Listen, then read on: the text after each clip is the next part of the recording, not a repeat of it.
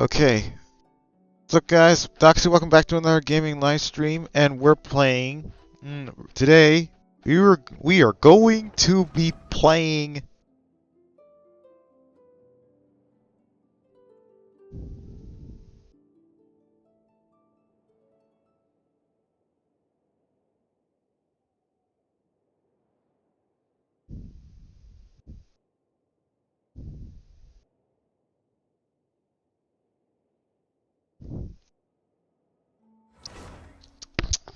Alright.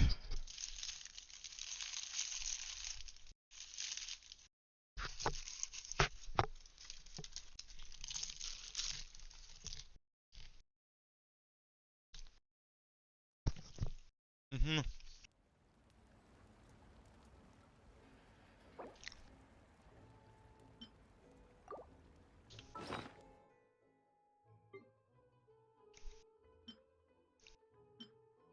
Show you some real.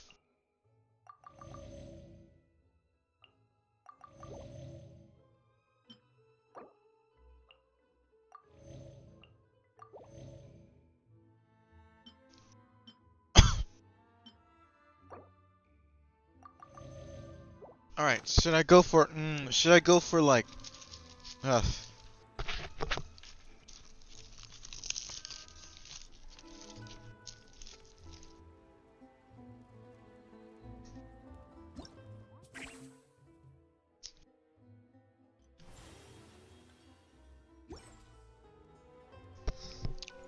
we're going for a chill live stream, you guys.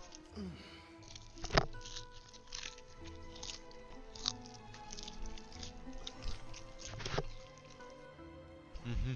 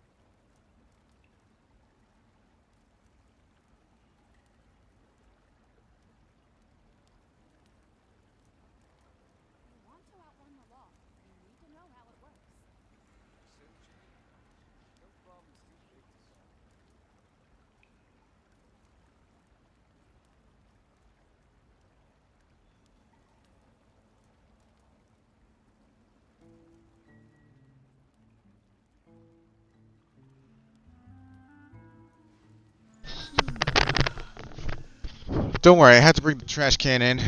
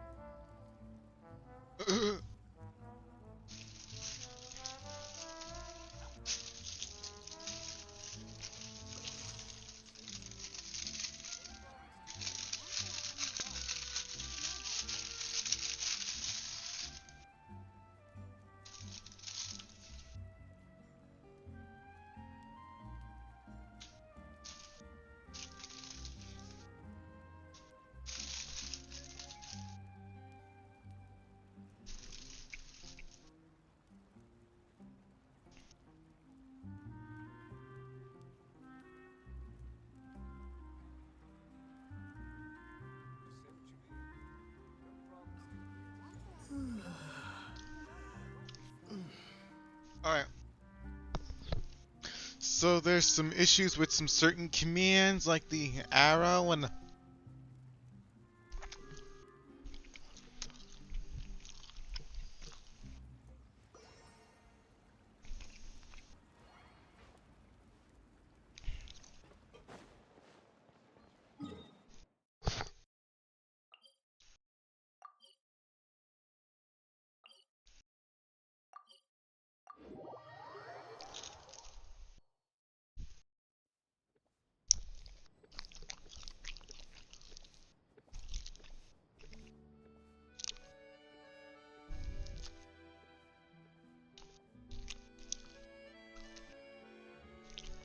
Mm-hmm.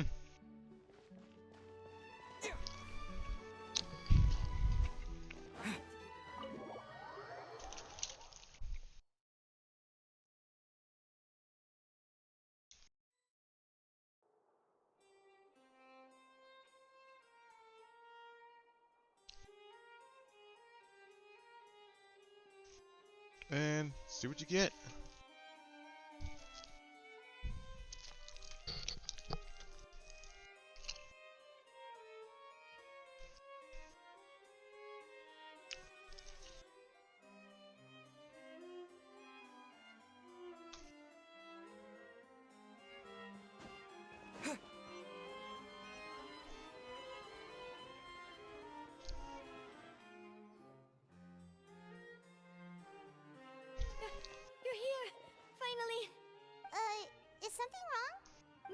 Neurvalette and Lady Farina, they seem to have gotten into a dispute. Please go see for yourself.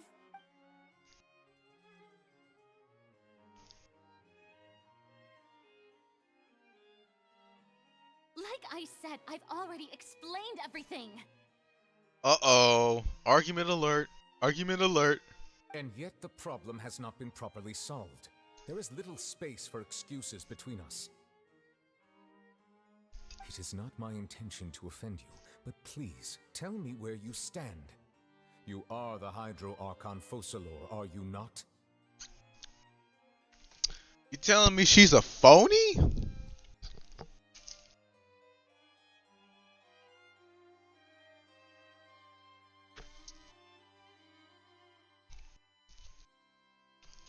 Look at this. This is a list of the victims from the recent Poisson incident.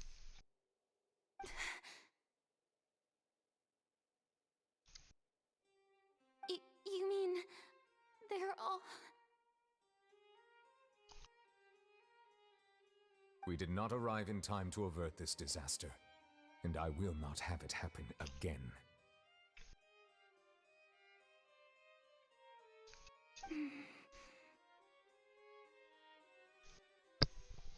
That's not good. I will say this once more. You must tell me everything you know. Yesterday, I found 3 stone slates in some ancient ruins near Poisson. Do you know anything about those? Seriously? You're questioning me like this is a court case now. I don't know anything about that.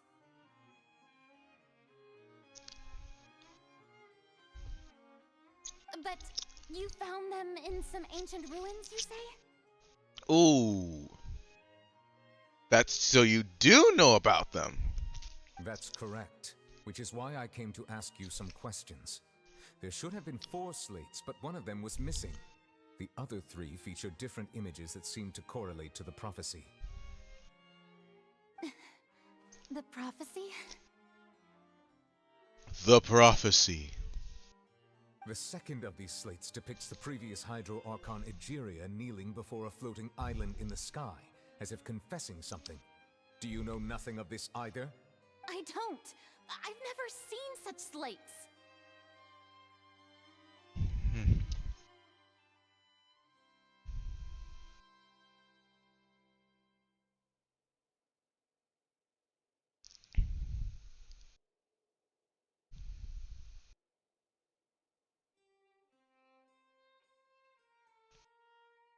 I'll ask you again.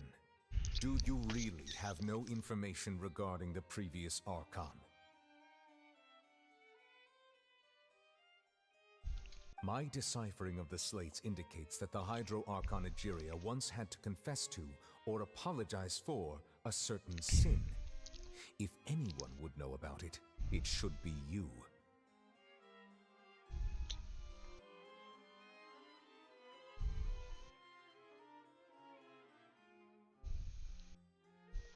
All gods don't have the same secrets, you know. She was herself and I'm me. Is it really so strange that I know nothing?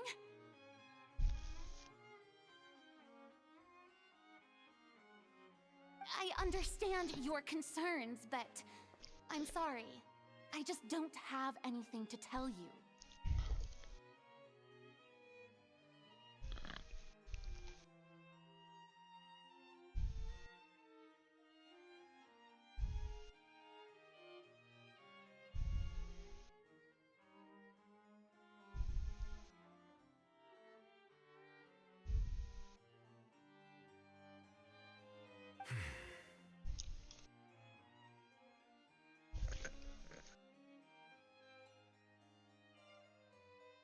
Forgive me for saying this now, Lady Farina, but I have long known of your various secret investigations into certain matters.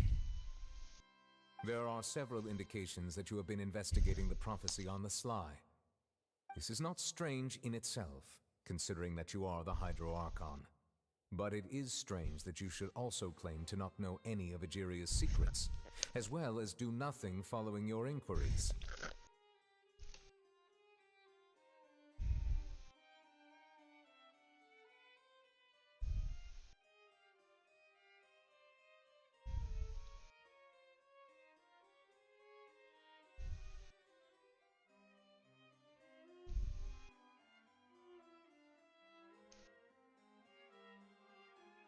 You have never been as superficial as you have presented yourself to be, nor are you a fool. And yet, your behavior is very inconsistent.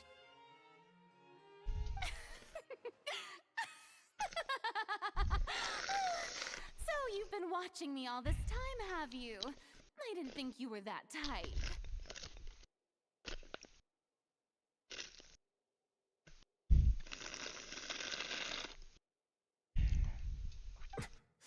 You...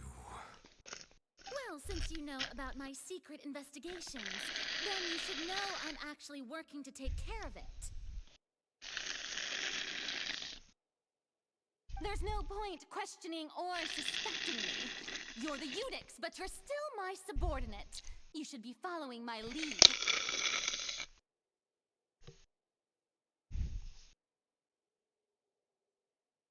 That's all I have to say. We do not discuss this matter again. Apartment near Fontaine. Oh, the opera's about to start. Toodles!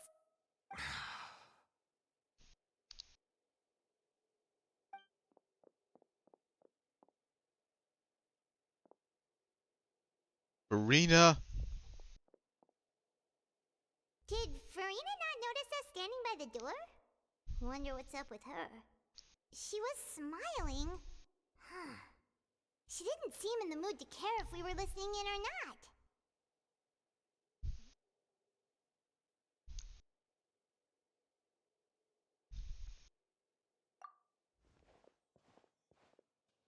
not. I assume you've been outside for a while now?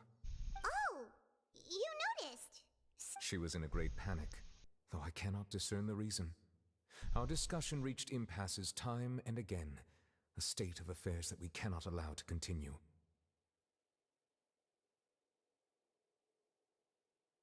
Still, I do not understand.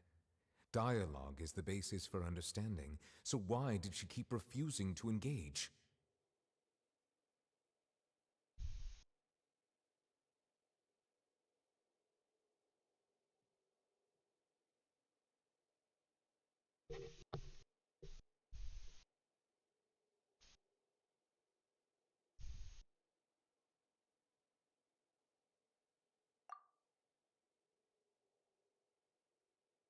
Everyone in her inner circle has noticed that she is hiding some secret.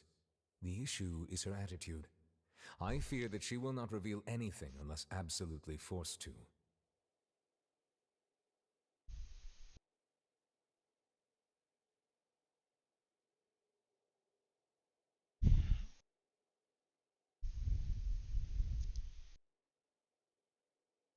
We may have to create a situation in which she will have no choice but to speak.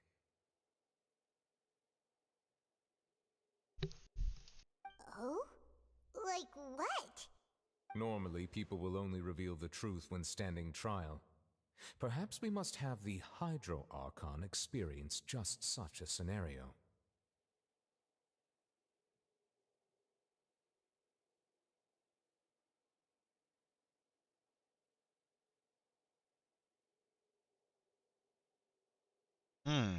Maybe we can. But Farina's seen so many trials, and she's really good at dodging questions.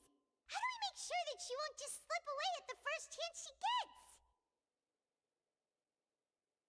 We will need to consider this thoroughly, join forces with various parties, and then do what we can.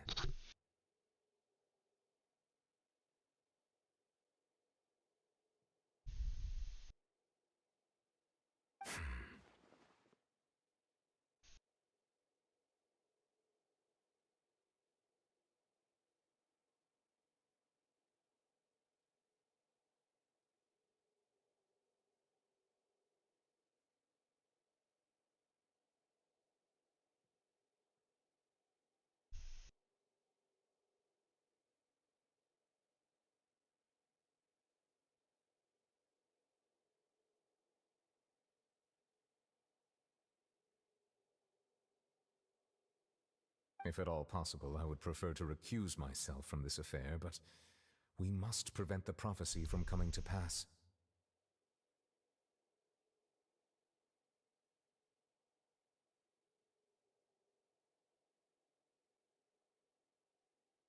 This may be cruel to her, but all Fontaine is in crisis. The information a god possesses is too precious, and so we must take a chance on this. But who will lend us their aid to do such a thing?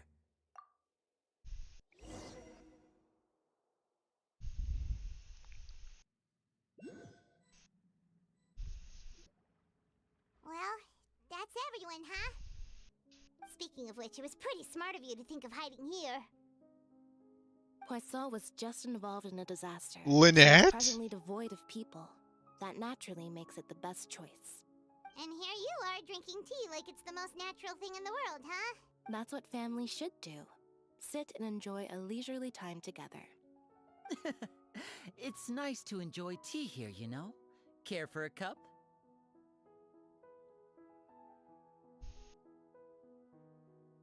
Lend me your ears, everyone. Or perhaps one of you might like to start us off. How about you, friend?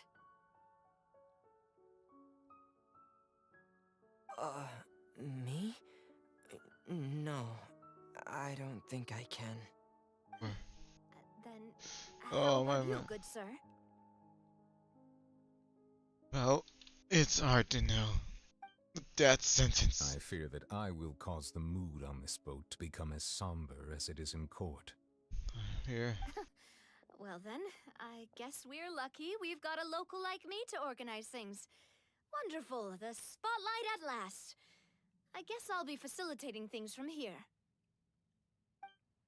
That was a little long-winded, don't you think? Chloron? Chloron? Oh, you might be right. Anyway, Oh, cut to cut the to chase, the my friend. chase. Our friend here, the Traveler, has brought us together to discuss something. As for what that is, well, let's start by saying that we'll be pooling our efforts together to create a series of traps. Traps? Oh, how intriguing. Well, it's just an expression, really. One that I just learned from Chlorand, and used on the spot. So, let's invite her to explain in detail. A round of applause, please. Hey, it's your mom! Huh? Didn't you say that you would be facilitating this? Oh, come now. Your work doesn't involve much public speaking, right? This is a good chance to practice. You might even pick up some fancy oratory tricks to impress your boss with in the future. I see. And what does my boss say? What does the... That's the Udex, man. He is glad that you consider him your boss. Do go on. What?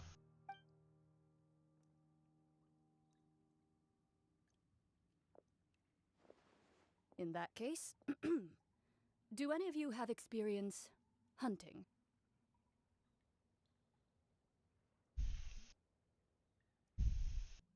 Not that I recall. Fremine and I once used a wooden stick in a basket to catch wild rabbits when we were younger. As for Lynette, oh, right. You were sick that day, weren't you?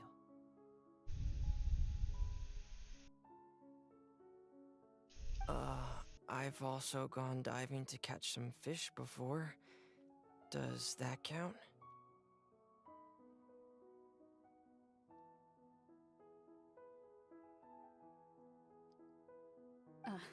I'm afraid not. You may or may not have heard, but Fontaine once played host to a group known as the Marechaussee Hunters. Though that was their name, they did not hunt animals, but rather various monsters left behind by the ancient dynasty of King Remus.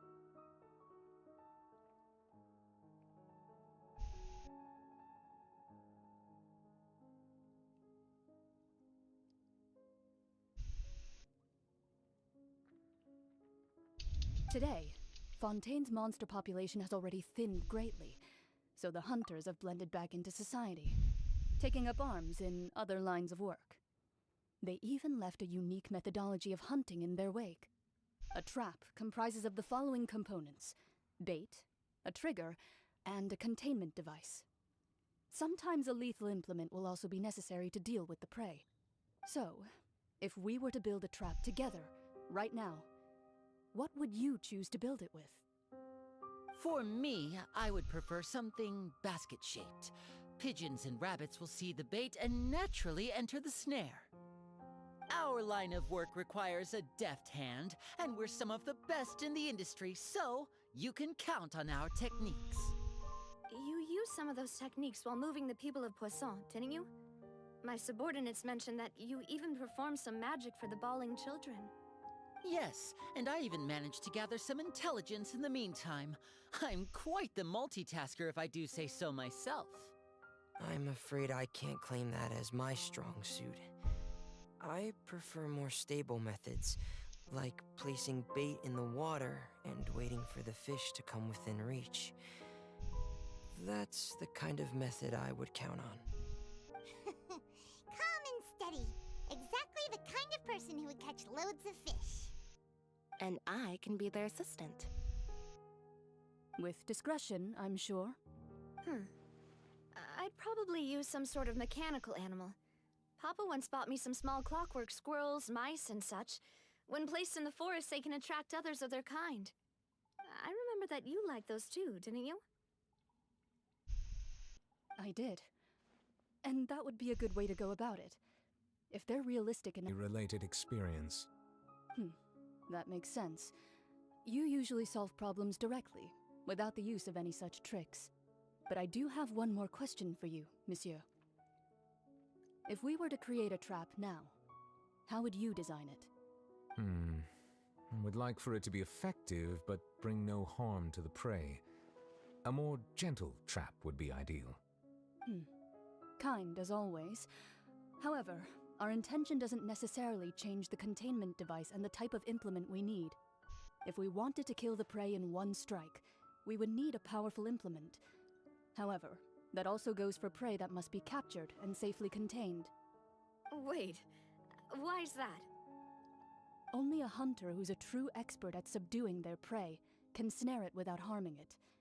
The line that divides life and death is often exceedingly thin. So, are we going hunting together? Huh. We hadn't thought of seeing ourselves as hunters. It kinda works, but maybe it's still not the best metaphor. If our means of capturing and dealing with our prey is to put them on trial, then the hunting metaphor is actually quite accurate. But we shall require much more courage than any hunter to judge a god. A being. Oh, so that's what's going on. Sounds very interesting. Wow.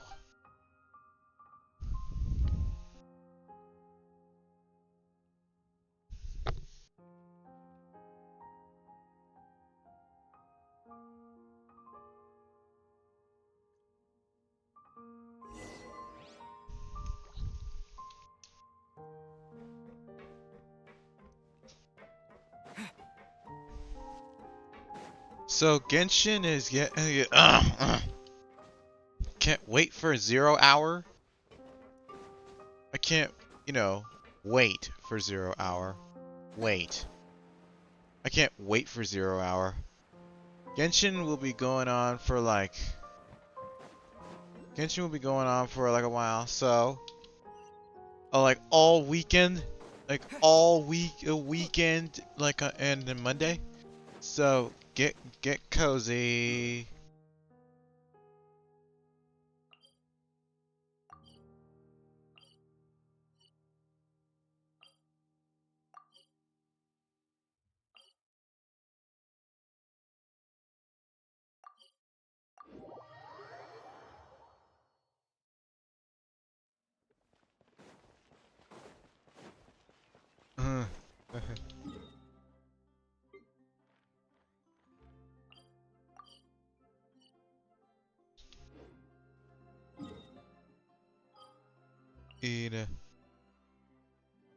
Anything I need to zoom in? This is drawn. Yeah, turn out the lights. Turn out the lights.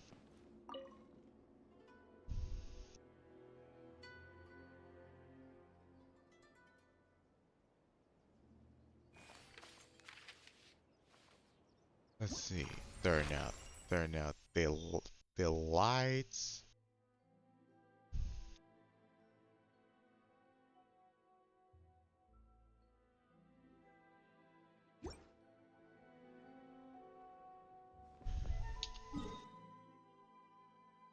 A drink cat.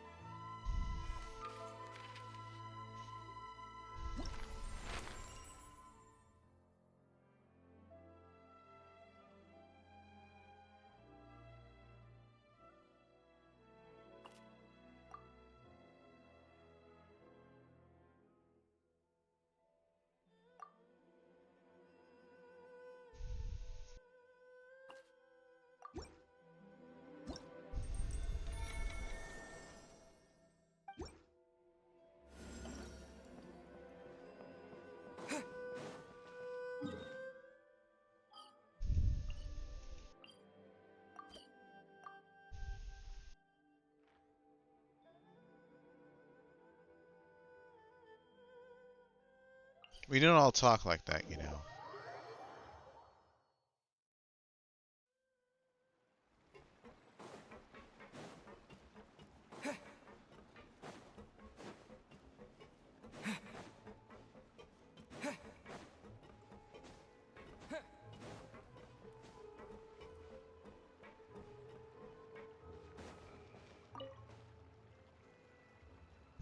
Next turn counterclockwise twice.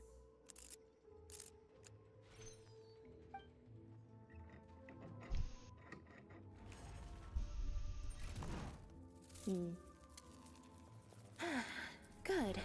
It's broken. Fine, thanks. And you? Assisting the flow of Sandra residents. They've received some discarded machinery lately. The plan was to dismantle everything and sell the parts, as usual. But some would never power off normally. This one kept randomly restarting in the middle of the night. They'd clatter all around, terrifying anyone out at night. Someone even got so scared they fell into the water and nearly drowned. Lenny happened to come by for a magic show and promised to help them out. He only knows how to fix machines so they work, not how to fix them so they break. But I do. You'll have to be proud of it. Anyway, Lenny asked me to come help. He'll be bringing me a cake soon. 3 machines left. Excuse me. The reward for the next machine is a berry cake. Kitty Berry cat. filling, Can I pet your topped with ears, sweet Lynette? glaze, with a ladyfinger base, and decorated with mint chocolate.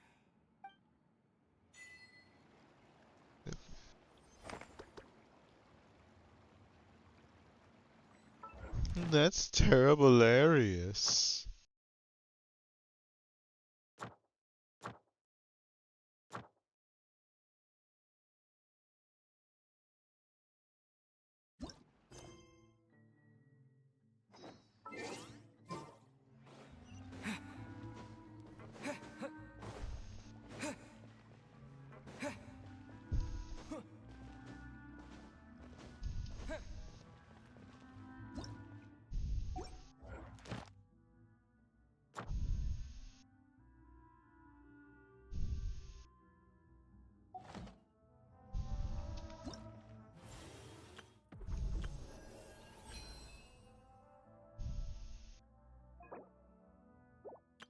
Did something clog your schnitzel chute?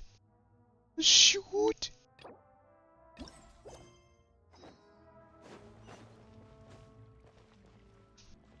The schnitzel chute?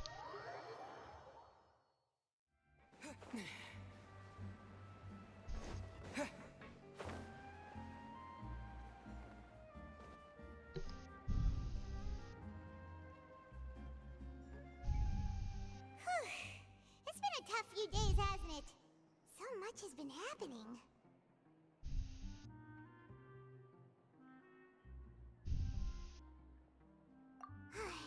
Hyman didn't think the meetings would go on for so long, but everyone seemed pretty fired up, huh? Paimon thought they'd be at least a little frightened. Well, Fremine was, now that Paimon thinks about it, but everyone else just looked a little surprised. Well, it's hard to say. Paimon doesn't have any experience with this sort of thing. But with you around, Paimon sure will do great. After all, you're the most reliable person in the world, aren't you? Huh?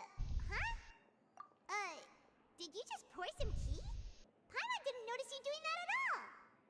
Then what's that? Paimon's never seen that cup before. Don't be frightened. I'm just joining you two for tea. I merely refrained from saying anything till now. Who's that voice? But there's no one here. Have you forgotten me already? Wait, you are familiar.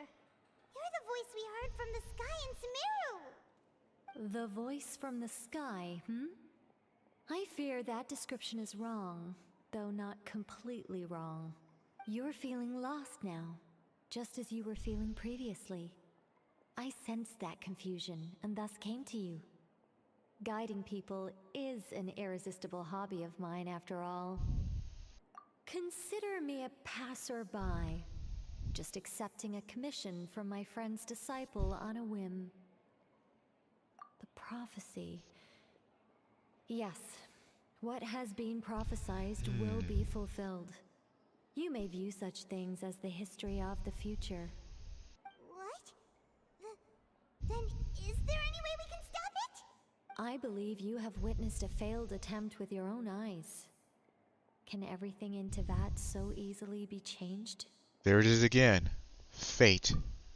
Ah. So you've caught on. Just as prophecies are usually only the future as seen from the perspectives of the gods, could things be happening in hidden corners, where the gods' gaze does not fall? Are the things that you shall see different from the fate that the gods perceive?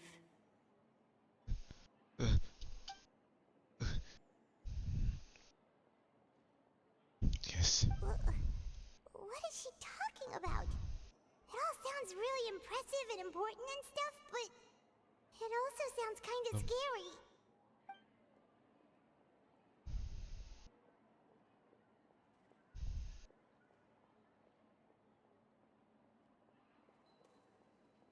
I believe that you understand, right? Some things are insignificant, but others, you must reach out to change. Ultimately, fate shall serve as your only guide, no matter what will happen in Teyvat's future. All you need to do is to play your part. This was good tea, by the way. Thank you for your hospitality. Well, that'll be all for today. The voice. It's gone. What?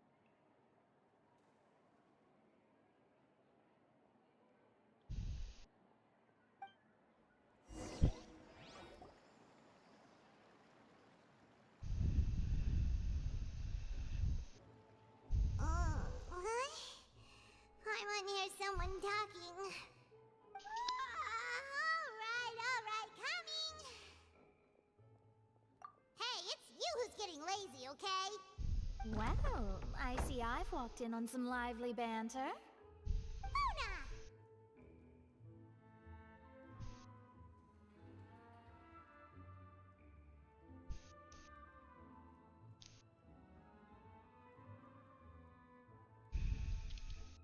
Fine, just fine. I went to take part in that Steambird panel. It turned out to be more interesting than I expected. Not all Fontainians are pessimistic about this. One journalist mentioned that sitting around and waiting for the end to come would be wrong, and that they should make their own rescue preparations. I agreed, so we had a brief chat with her. Did she have pink hair by any chance? Why, yes, it was Charlotte. I assume you've heard of her, no? That daredevil journalist? I'm in full support of her views. Hi, Kapu Kitch. How can people allow their lives Hi, to be Kapu Kitch. commandeered by just a few words? That's right! Paimon's glad to hear something said sensible for once. Well, Ah, yes. About what we had discussed before. hello. I did try, but I'm afraid I couldn't reach the old hag. I'll try again tonight, but I wouldn't get your hopes up. Yeah. Sometimes I lose count. Sometimes I lose count. It's nice to see, like, lose count. Huh? I guess I can probably. Goodness gracious. Are you serious? Oh, how are you?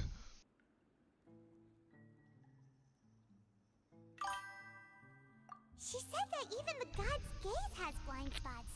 Pretty bold if you ask Paimon. Most people would believe the gods to be all-knowing, right? The Hexen Circle members are certainly anything but ordinary. As for the mage named N, the old hag has mentioned her a few times. She said that N's sense of direction is incredible, and that she loves guiding those who are lost. But I've never met her, and if she were still alive, she'd be... well, suffice it to say that the hag's at least a few hundred now, and N's been around for longer than that. Whoa. The Hexen Circle sounds like a scary group. But they must really stay in shape to live so long. Their abilities alone are pretty terrifying. If she came to see you personally, then the problem you're facing must truly be of great importance. Well, it's not like Paimon could understand anything she said. Yes, she was quite cryptic, but I suspect she means that there is still a way to turn things around. She didn't say when or what that would be, though, so... perhaps it is something that you cannot know right now.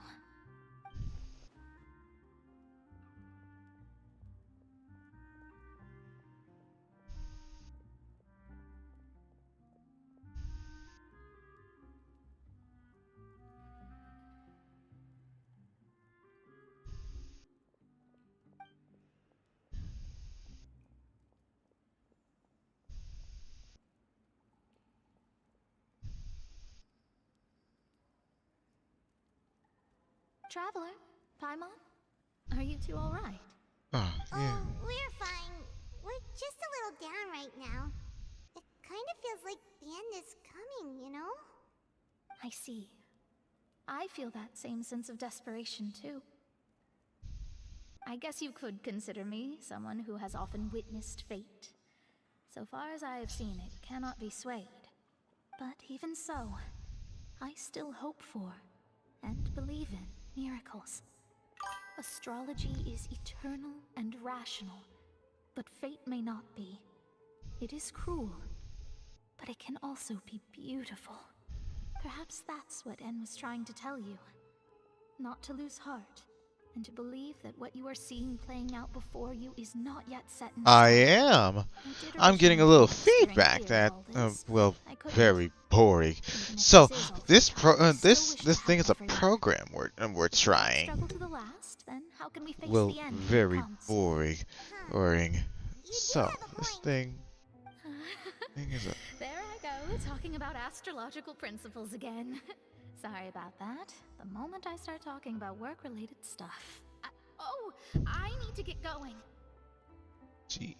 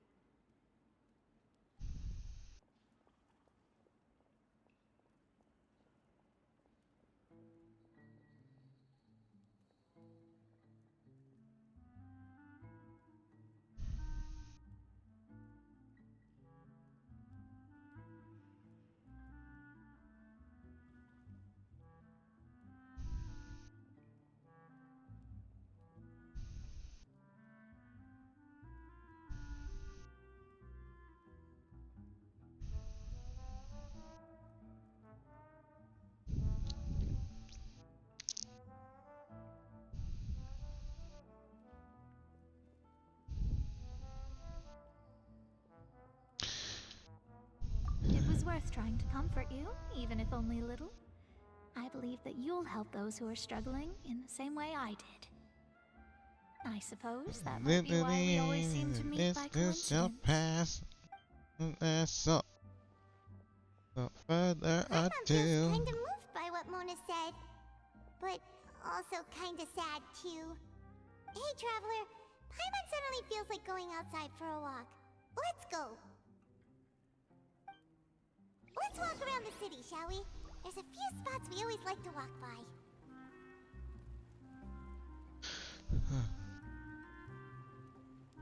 Let me live to this shall pass and last.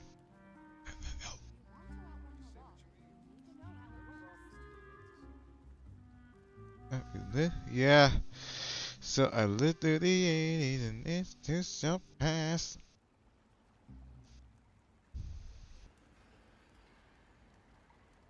And Avengers assemble. So I'm ready for the Genshin Impact for Luna 2 tomorrow, so You need to know how it works.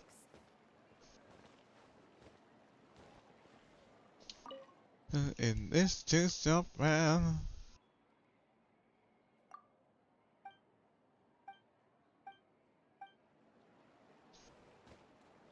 This too shall pass, and as Avengers assemble, and assemble.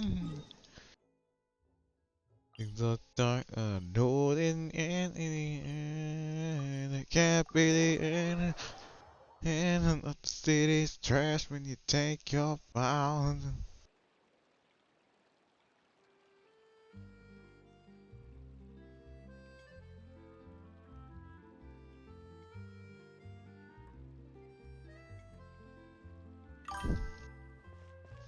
We lived through the 80s and this so fast. The song Avengers assemble and kick some butt. Some butt. Huh? Our names are written in this newspaper. Let Paimon see! The underwater stronghold, the Fortress of Meripede, has continued in its noble autonomy, but that does not mean that others cannot interact with it. My recent attempts to enter the fortress bore little fruit. Huh. Guess Charlotte still hasn't given up on that. Thus, did an Outlander friend become the focus of this report? A blonde adventurer with their white fairy, legends trailing in their wake. It is said that this mysterious traveler once visited the underwater fortress. So while the fortress's interior remains a mystery behind closed doors, do not fear, for the tales of the traveler contain surprises in spades. Journalist Charlotte's biggest scoop yet, the Traveler's Trail, World Walker. Huh. Charlotte took so many awesome photos of us and we never even noticed her. She hasn't been able to get a hold of anything at the fortress, so since we're easier to find, she's using us as the subject matter instead? Ugh, seriously? Well, fine. Those headlines and photos do look cool, so Paimon will forgive her this time. My journey as in Instagram. What's Instagram? My journey is just so something lit through the 80s and it is a fan. As Avengers assemble and kick someone. Just wait. In the dark, I know it in the end. We're here! Paimon's hungry. Should we go in and get something to eat? I already ate, but I could use some virtual food, I guess. Mm-hmm.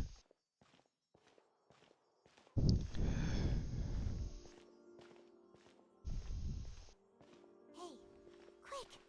Look! That's the limited edition only 16 slices a day cake! It was so delicious the last time we tried it. Despite the tense situation we were in, let's give it another go. Paimon's sure it'll be great. One slice of cake, please. Oh, come on! Someone showed up after all. Oh, wait, you're the one from the Palais Mermonia. Oh, are you here to to buy cake too? It seems Monsieur Nervalette was right. You really can eat. Wait, did he really say something like that? That's right. Even he has his own preferences when it comes to food. As for me, I love the cake and coffee here. Do you come here often?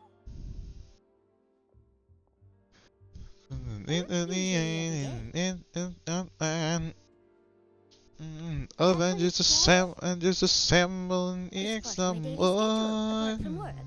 I shall have my cake and coffee. Then what if someone told you one day that this place would be closing soon, and you wouldn't get to eat cake here anymore? What would you think? But why would it close?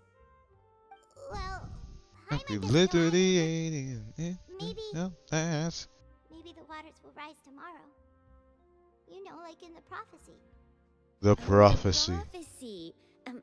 To be honest, I haven't paid much attention to that. No, still, even if there'd be no more cake tomorrow, that wouldn't keep me from having some today. No, it's the same for eating in general. You might not be able to eat tomorrow, but if you can do so today, then you should carry on. That's what people call living, you know. Huh. Don't be sad. Excuse me, could I have 2 more slices of cake to go? Oh, come on. These 2 slices are for you. Sijuin said that this kind of expression you're making is what humans call being sad. Oh, you know Sijuin? I sure do. She was born before me, and she sometimes comes to the surface to teach us things about humans. She said that humans are creatures that are saddened easily, yes, and you can only lift their spirits by feeding them delicious food. So please try the cakes here. I've got something else to do, so I'll be going now. You two try to stay in a good mood after eating, all right?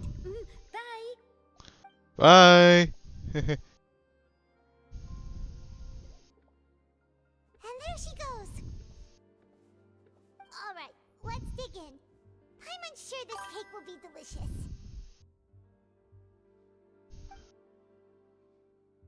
Yes, Avengers assemble and kick some butts. It's even better with a sip of tea. It sure would be nice if we could come again tomorrow. Sure would be nice if we could always eat delicious food here. And then the alien distance shall pass. Avengers assemble. How does Evan escape the chrome? So without further ado, Avengers assemble.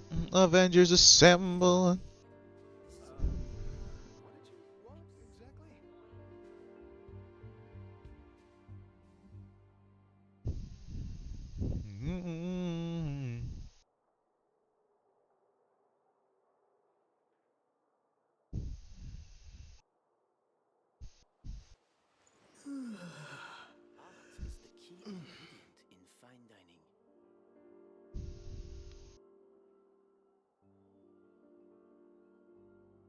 Forget about me. This is about What did you want exactly?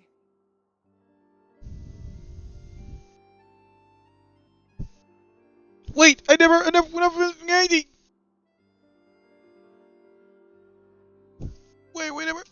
Wait. Ah! Go. Quick. I'm going Mr. Beast style. Mr. Beast. Okay. Buy it all. Buy it. Shop Mr. Beast. Okay, and shop my merch shop. Shopmymerchshop.com and buy it. Shopmrbeast.com. Shopmrbeast.com. Shopmrbeast.com. Shopmrbeast.com. Cheese. Buy it! Buy it! Ted. Buy it! Ham. Buy it! We got another 20 co. 30. And 10 jars of crab roe. Buy it! Buy it. Butter. Butter. Buy it! Buy it. Cream. Buy it! Sugar, and you're sold out! Imagine doing that. And 10 of these. Buy it! Fanta. Fanta, buy it! I'm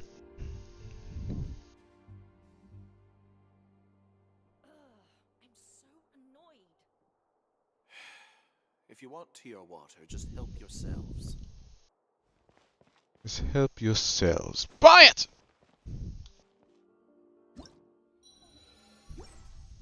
Okay. Your water, just help yourselves. Buy it! Themselves. That's not good customer service. I'm giving this guy an F.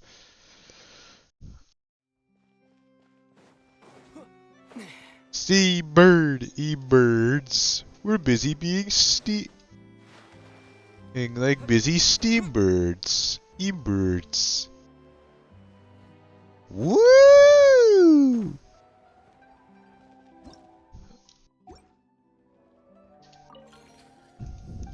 Hello. Tell about the sweet stuff. A Melazine smile. Oh, coffee beans. Beans, 100 coffee beans. Buy it! Buy it! College Madeleine. Elaine. Buy it! Le flood. Le flood. Le flood. Le flood. I don't know what it is. I don't know what that says. Fanta. Yeah, I know what that is.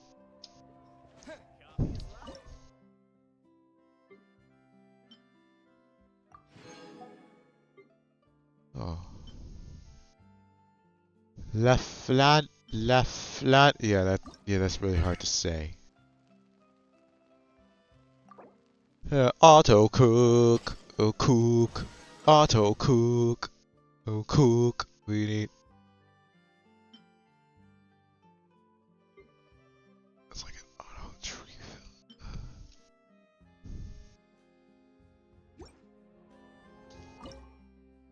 Get two, we got some DJ dropping beat, and Christmas beat, and they can scream, walk, I'm going up, I'm over the air.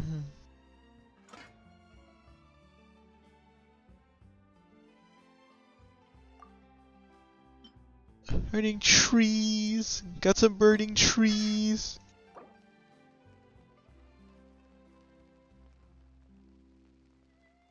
We walk, I'm going.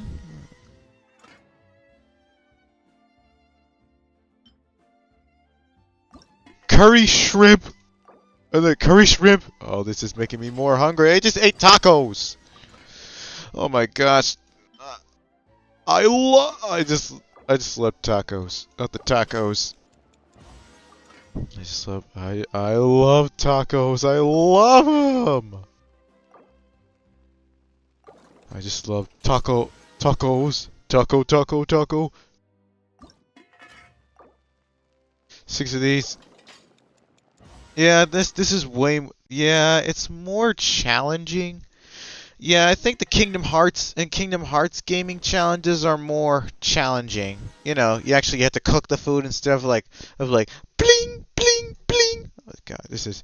Yeah, comparing this to Kingdom Hearts, I prefer Kingdom Hearts. Alright, don't get me wrong. This cooking system is nice, but with the controller you can control you could like. I wonder what would it be like to use the game controller. No, I wonder what it's like. Would it be like to use the use the PC on and play Kingdom Hearts on PC? You see, you know.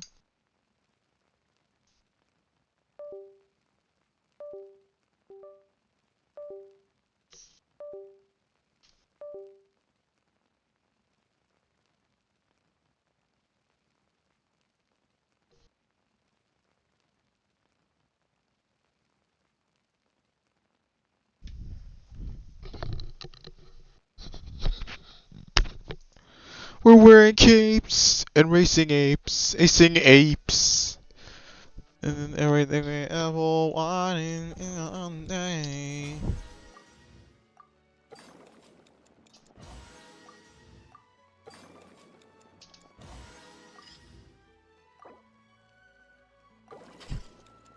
Yeah, we're gonna need to stock up on heals.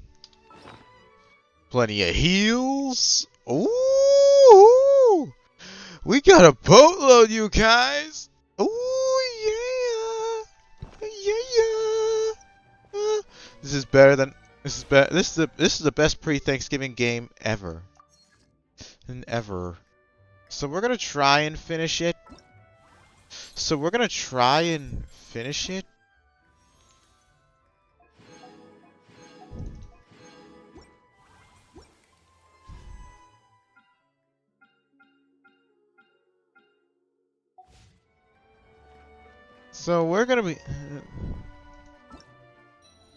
We're gonna try and finish this quest.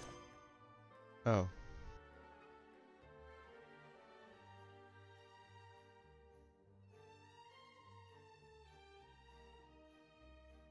This character, this. There, you must be an unexpected arrival. Crap!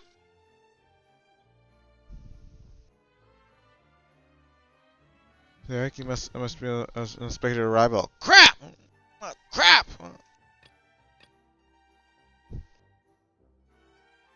Like, crap! Crap!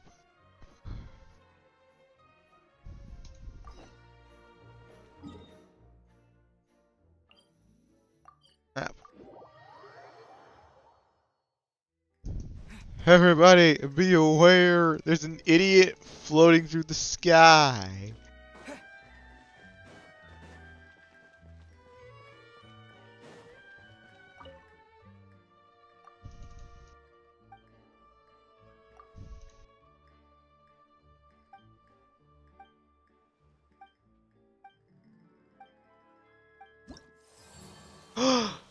Hey! Hooray! Ooh, yeah! Boom!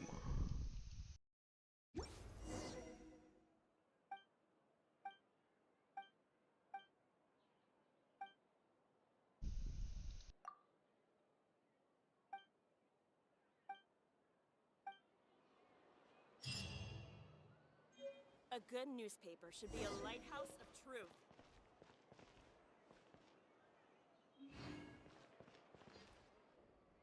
Wow! If it isn't the Traveler and Paimon! Oh, have you seen the article I wrote about you? Ha! You've got some nerve! You just used us to make some quick mora! Oh, you needn't worry about that. I heard that you were in Poisson some time back, so I sent you a letter to discuss just that. It appears you didn't receive it, though. It's all right, though. I've set aside the amount intended for you. I've even set the table with some food. Really? Oh, you're the best! You're almost a little too easy to win over, Paimon. If I were a journalist with ulterior motives, you'd be in trouble now, you know. Oh, Paimon knows you're not like that. Still, what brings you here all of a sudden? Were you looking for me? A friend of ours met you a while back, and when she mentioned it, we thought of coming to see you. Her name's Mona. Ah, so you know Miss Mona as well. She's a guest columnist for our paper. Really good one, too. She's so young and already such a brilliant astrologist. So she mentioned me? What did she say? She said that you're a real daredevil of a journalist. Nice. In which case, can this daredevil journalist dare to request an exclusive interview with the legendary Traveler and Paimon? Huh? So your article in the paper today doesn't count? Oh, of course it doesn't. That was more like live photography. What I'd like to do is dive deeper and ask you to talk about the things you've seen and experienced.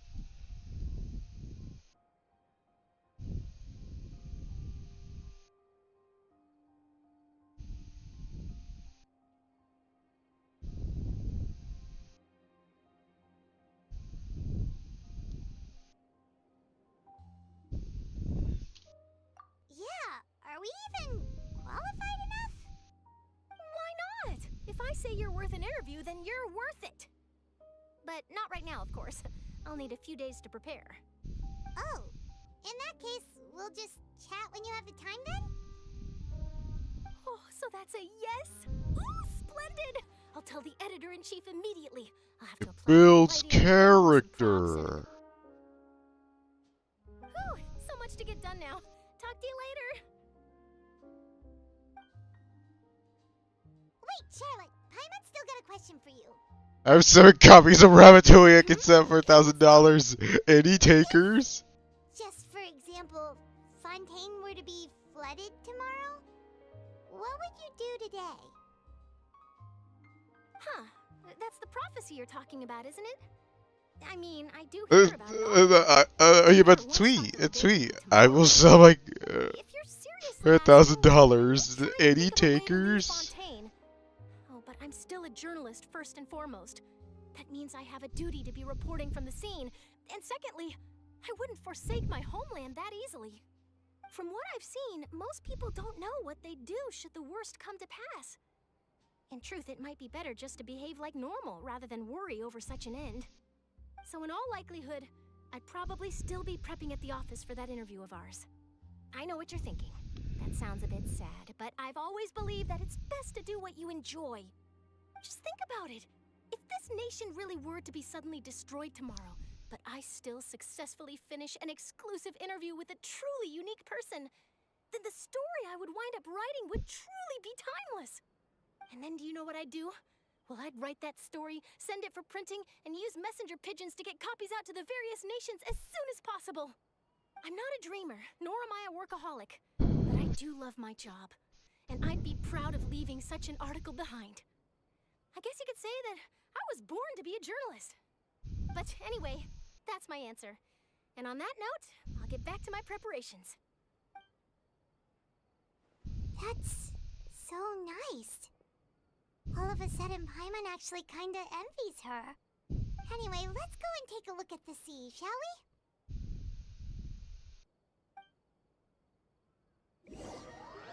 Let's take a look at the sea. The sea breeze and scenery can be a pretty soothing combo, huh? Paimon's been thinking.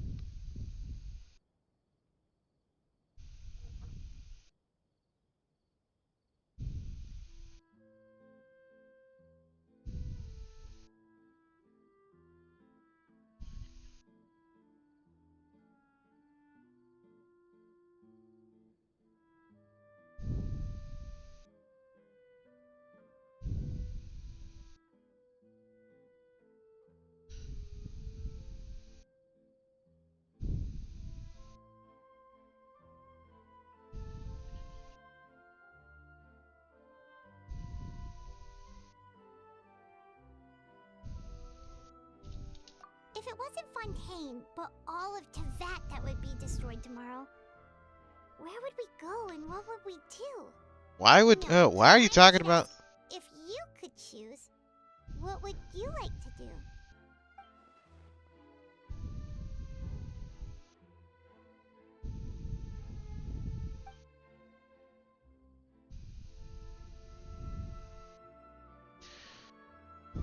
Alright, let's try it out. So We've always been moving to the next destination, so we haven't spent much time thinking about these kinds of things. We didn't have to either, with us always being on the road and whatnot. You mean, still traveling? still traveling? I would just stay at home.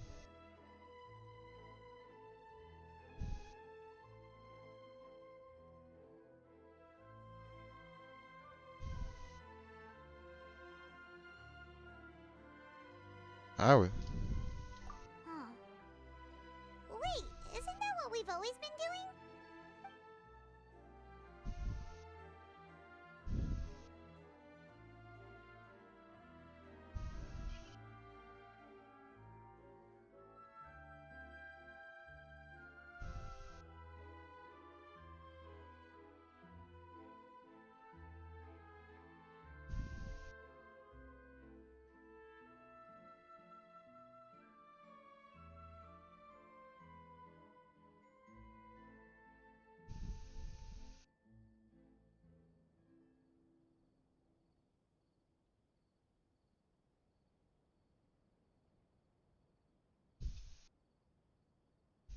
Yeah, I like it.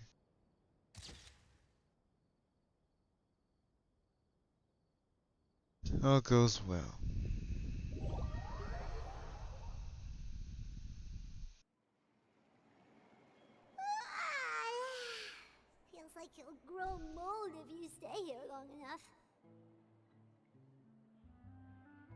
It's still better than the Fortress of Mirapede, that's for sure. It's not only damp there, but salty too. Ah, so the two of you are still here. Wonderful. Oh, you're from the Palais Mermonia, aren't you? Yes, I'm Isadora. Monsieur Nervillet sent me to look for you two before. I heard that afterward you went to the Fortress of Meropide.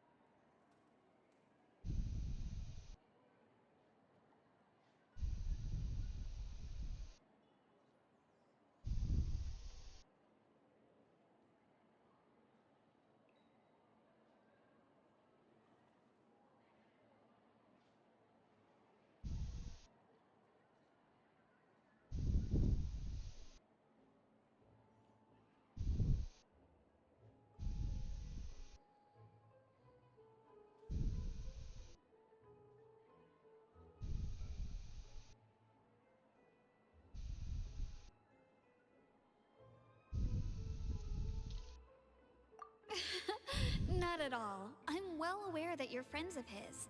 Actually, I'm here to pass along a message from him. Yes, inside the Opera House. The Maréchaussée Phantom has declared the incident a small-scale riot. A riot?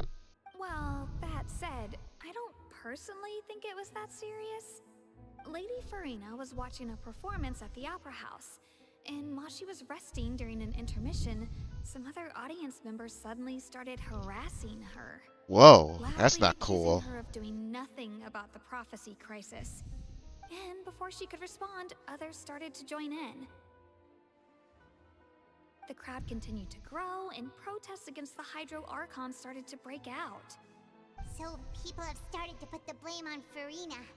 Guess they finally found an outlet for the pressure they've been under due to the prophecy. I agree. People will naturally rely on gods, as is customary.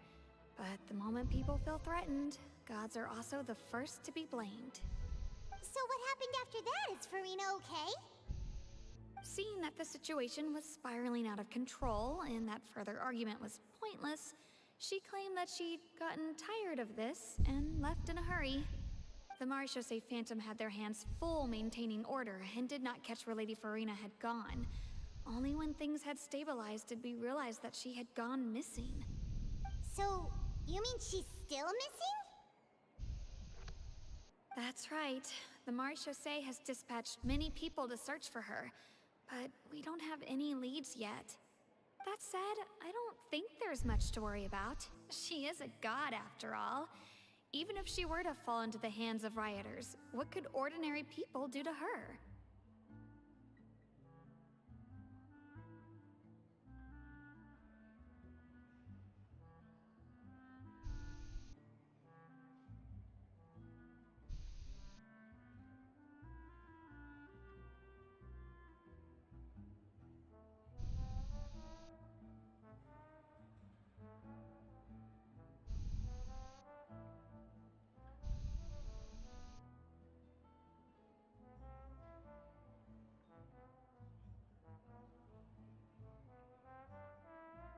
Good.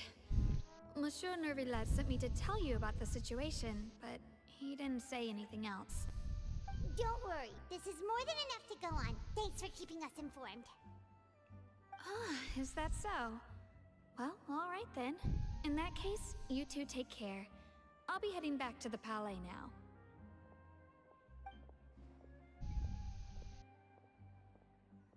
Well, sounds like we should hurry over to Poisson then.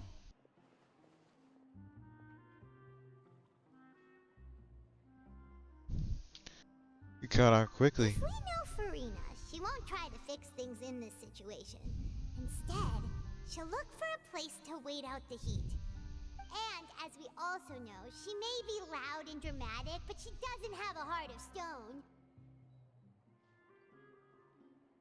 When Nervalet was talking to her in the Palais Mermonia, and she heard about Poisson, she couldn't hide her sadness and remorse. It would be hard for her to ignore being accused by the public today. Paimon thinks Farina's probably taken the opportunity to slip away to Poisson and try to relieve the sense of guilt that she's feeling. Huh. Well, what do you think? Paimon knows the answer, of course, but Paimon can do the analysis to back it up, too. Cool, huh?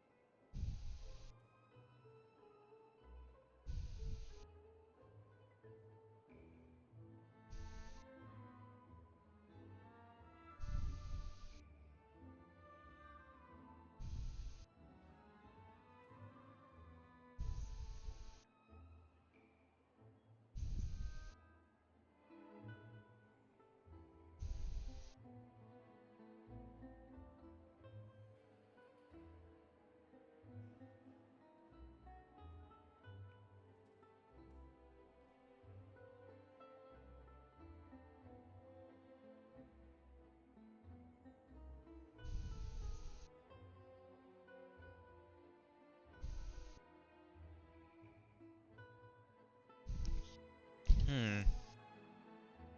In that case, there's not a moment to lose. Poisson, here we come! Should we continue?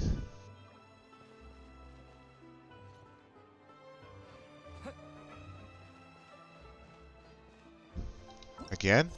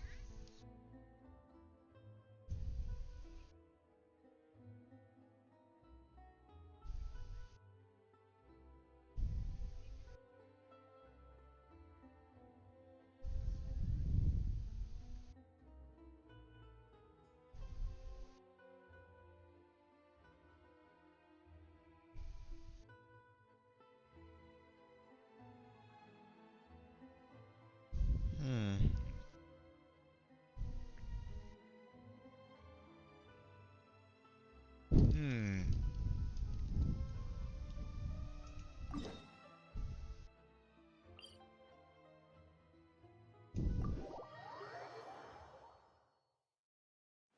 place looks deserted.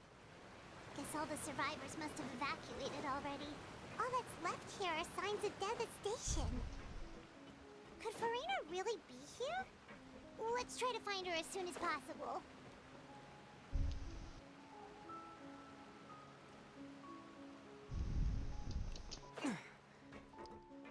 There's Farina.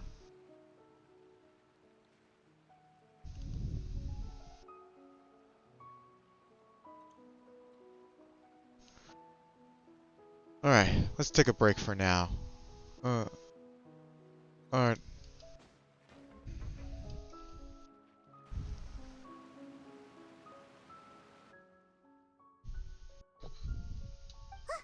That's Farina, right over there. She really is here all on her own.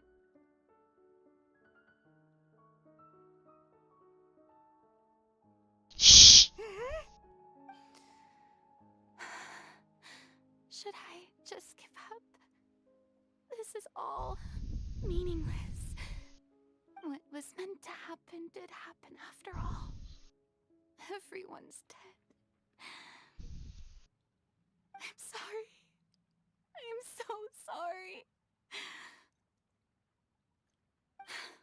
Give up, Farina. There's no point in holding out. I'm sorry. But what can I even do other than to repeat meaningless apologies over and over?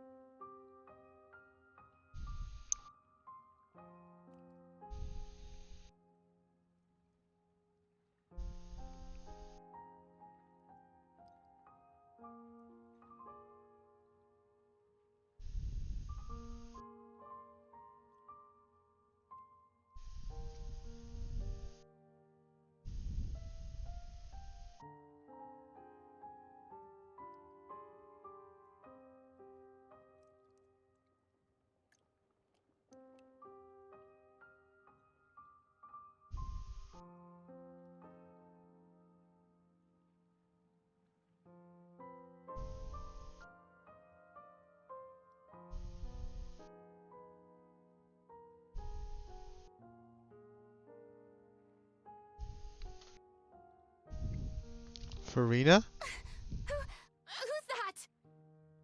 Don't worry, Farina. It's just us.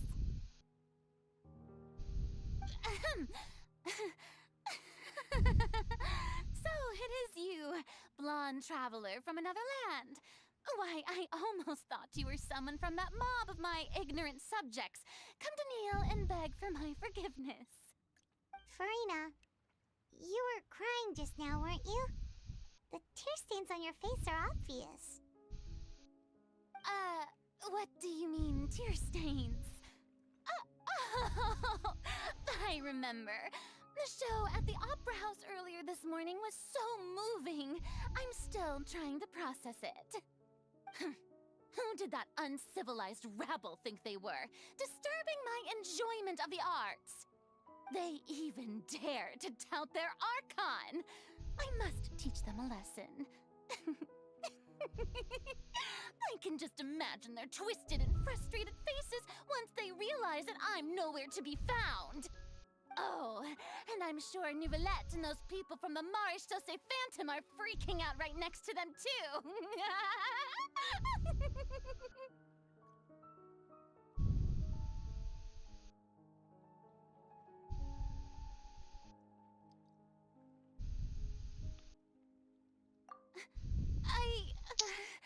Of course not! Hey, there she is! The Hydro Archon's over there! Quick, after her!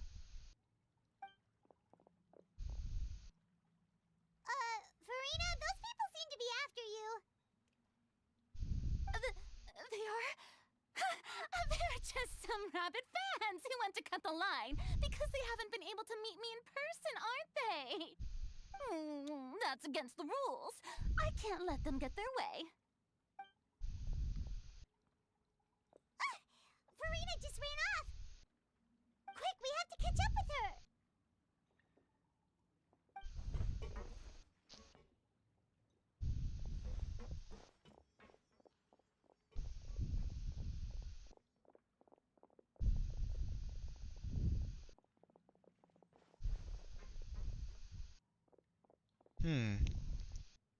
Those people are chasing her.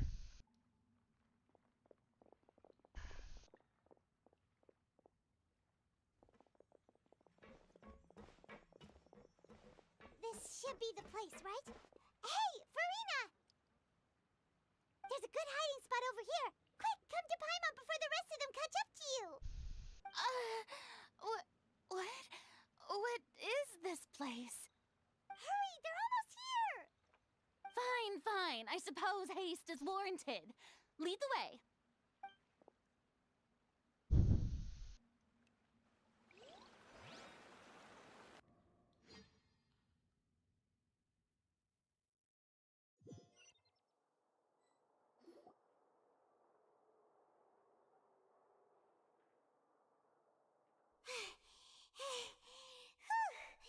Paimon's exhausted.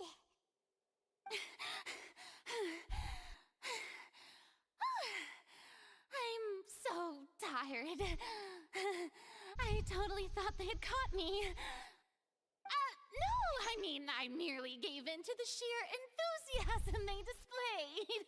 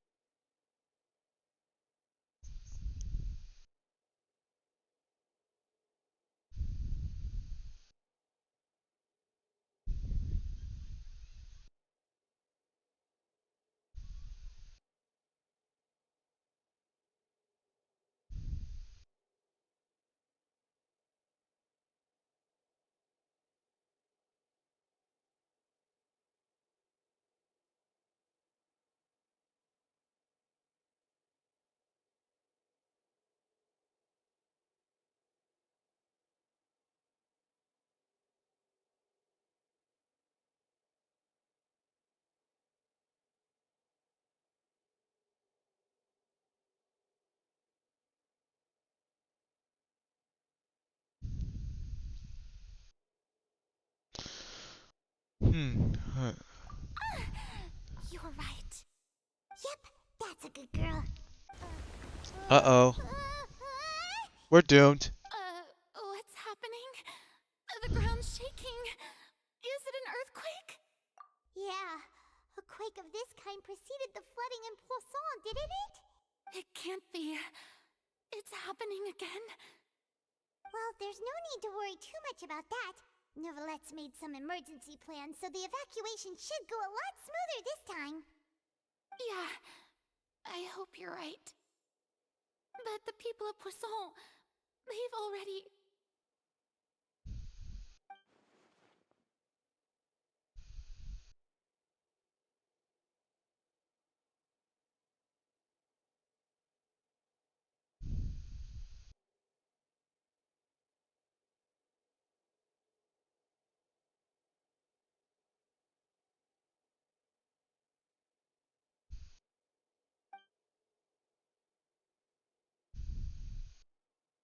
It's true. I've been investigating the prophecy for hundreds of years. I once had informants all over Tevat, searching for clues and feeding information back to me. I've tried all kinds of ways too to hold back the sea. Anything to keep the coastline from advancing. But all my efforts proved to be futile in the end. Really, the truth has been clear to me for a very long time. We cannot make an enemy of the divine. No matter what we do, the will of the heavenly principles will have its way, and the prophecy shall be fulfilled.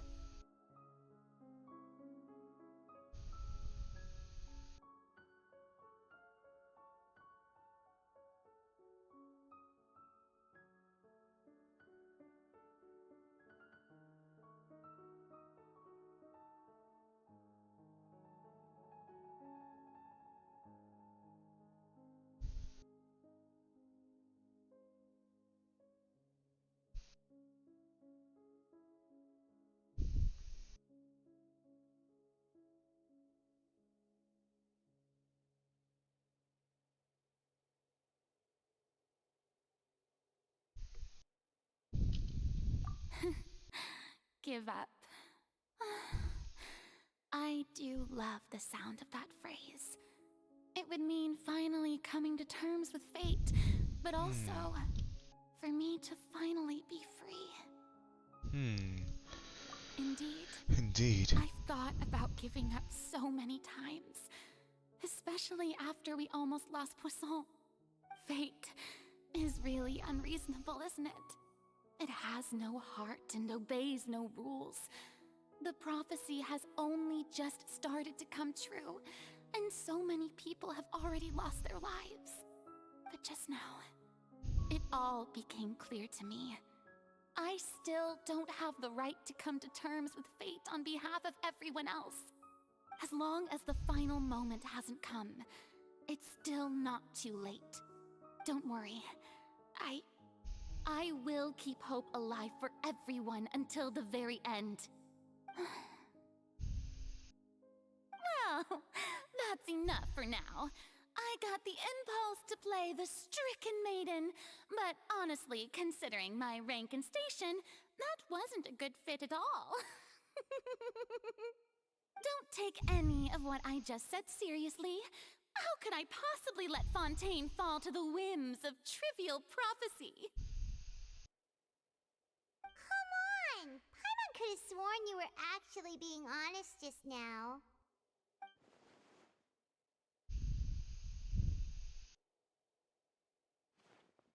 Farina, be honest.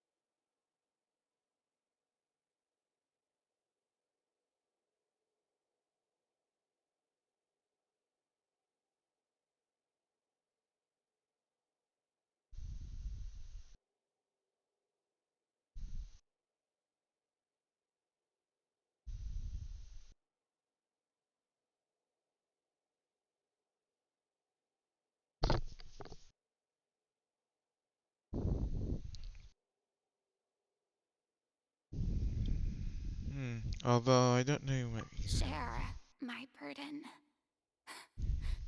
That's impossible. It was fated right from the start that this would be my duty alone.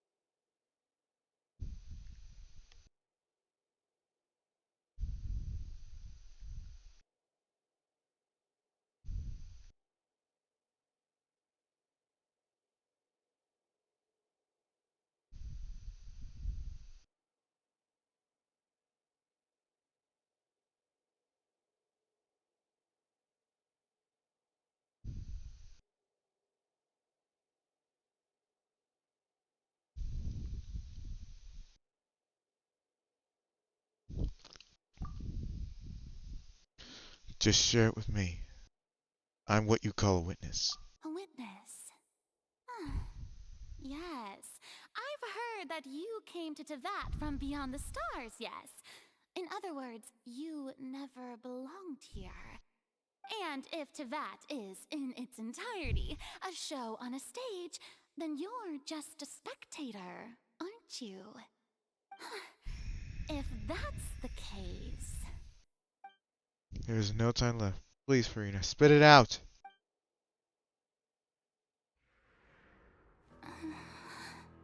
Come on, Farina. You can tell the truth. Oh.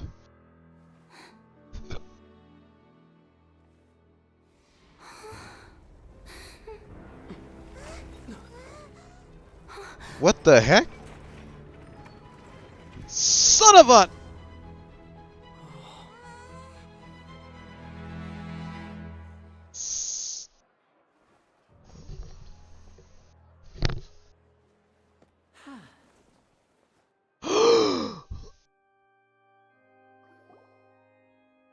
Ladies and gentlemen, this concludes my opening performance. Oh my gosh. Now, without further ado, we may proceed to the trial of our god. So this is what it is. Yes, you deserve praise for the effort you took to raise the dramatic stakes. Do not forget, however, that I am Focalor, the god of justice, the embodiment of justice itself. Does it not strike you as even the least bit absurd to bring the very concept of justice to trial? May I interpret these words as your refusal to stand trial? In that case, you will have the opportunity to defend your honor through a duel. You would draw your blade against a god?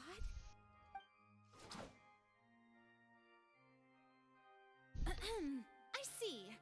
It seems like you have made up your mind.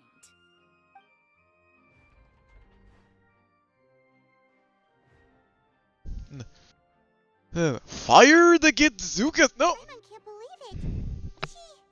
She just surrendered. What the heck is going on? Did I just see an Archon surrender to a human? Wow, how utterly humiliating. Lady Farina, what is the meaning of this? It would seem that there has been a misunderstanding. To be clear, the raising of both hands is not always an indication of surrender. Looking for excuses again, huh? I raised my hands just now to indicate my acceptance of the trial. No duel shall be necessary. I will admit that I've been running away for a long time. I'm sorry, everyone. I was unable to protect the people of Poisson. It is my duty to stand trial for my crimes. You are not the only ones to be disappointed in me. I, too, am exceedingly disappointed in myself. But now, it is time for the Hydro Archon to show you her courage and resolve. I, Farina, will use this trial to show the world the true meaning of justice! This time, I will protect you. Applaud and rejoice! One of the most outrageous and fantastical arcs known to the opera epiclese is now unfolding before your eyes. Mark my words, this shall be one of the most exhilarating and brilliant shows ever to grace the stage of Fontaine! The trial of the Hydro Archon, Focalor, will now begin! Woohoo! Yeah. Now we're making history. Why does it feel like Farina just took over the whole thing? Like, come on! Didn't she just get forced to stand trial for her crimes? Also, even though she's still acting super dramatic, she is taking this seriously this time, right? All right, then. Who will be my opponent in this trial? The court asks the prosecutor to please take the stand.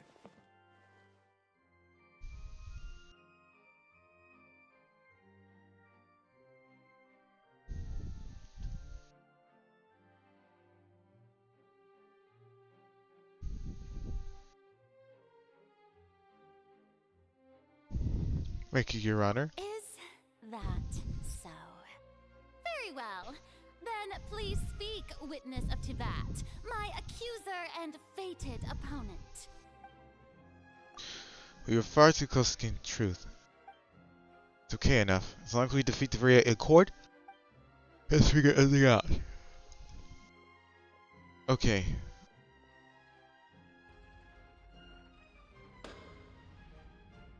Also, please allow me to ask, as a final question before the trial begins.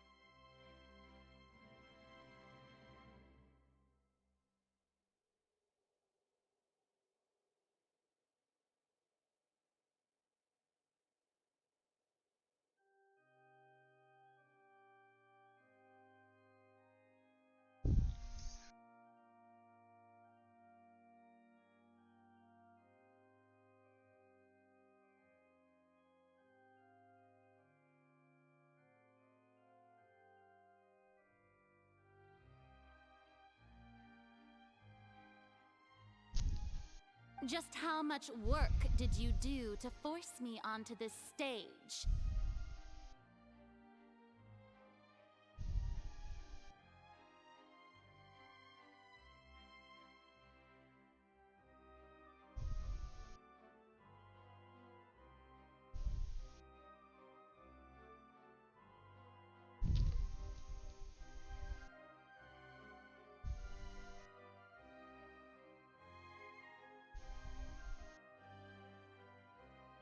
Well, we did do a lot of prep after the meeting that day.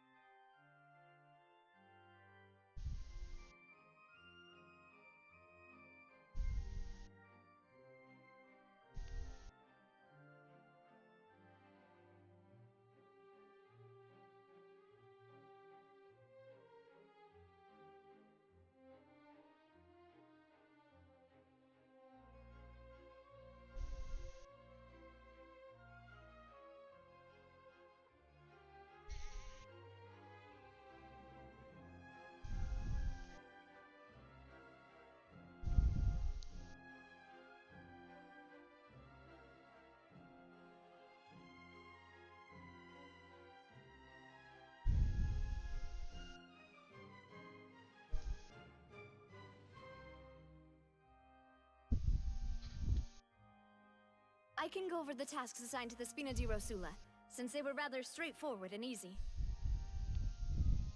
Navia, the president of the Spina di Rosula. Most of the people who participated in the disturbance this morning were my subordinates. They changed into plain clothes and came to the Opera House as regular audience members, waiting for the perfect opportunity to incite insurrection against you. The people's resentment against their Archon has been building as more and more of the prophecy is fulfilled. A spark was all we needed to turn smoldering anger into a flame. So I'm just chilling here, and then commentating on something like that. You would likely flee the scene and head to Poisson by yourself. So, we arranged for a second group to lie in wait there. So, you mean, the ones who scoured the settlement for me were also from the Spina?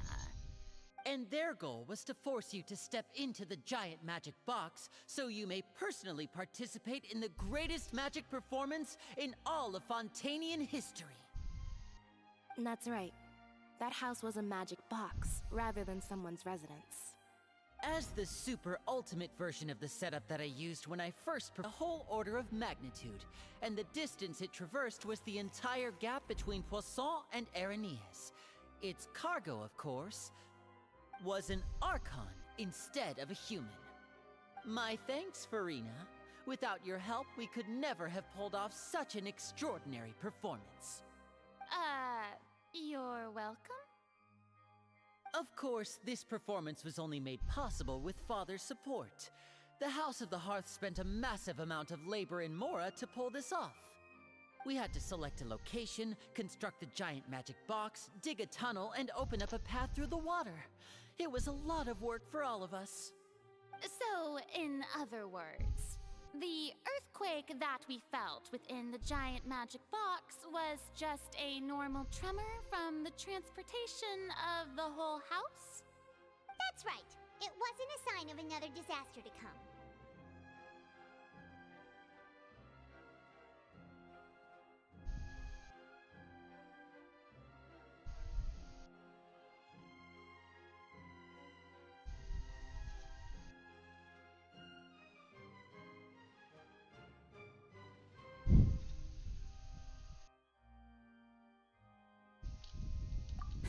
Then, I can guess Nervilette and Cloran's parts.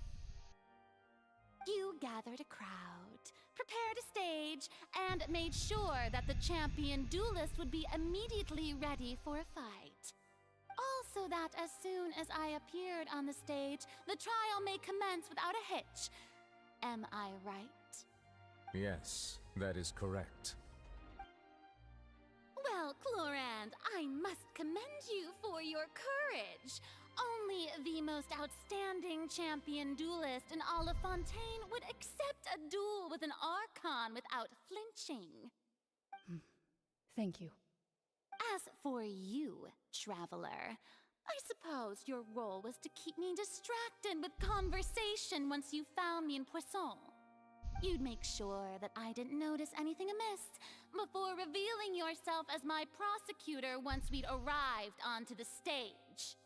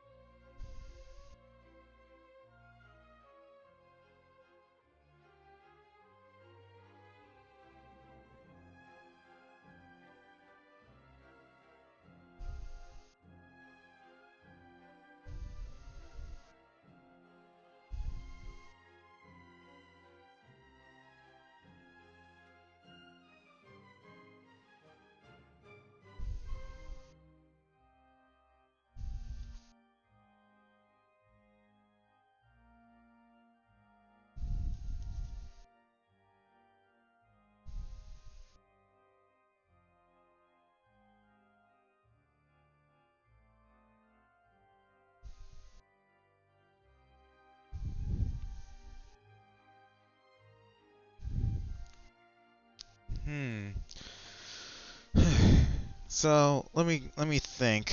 Let me get this straight. You so everything that's happened, you guessed wrong. Oh? My mission? We hoped you shared your secret with us. Is that so? Then I suppose I must have missed my final chance. It's fine. It matters not. What's done is done. The stage is already set, so there's no reason to disappoint the audience. Let's see this trial through to the very end.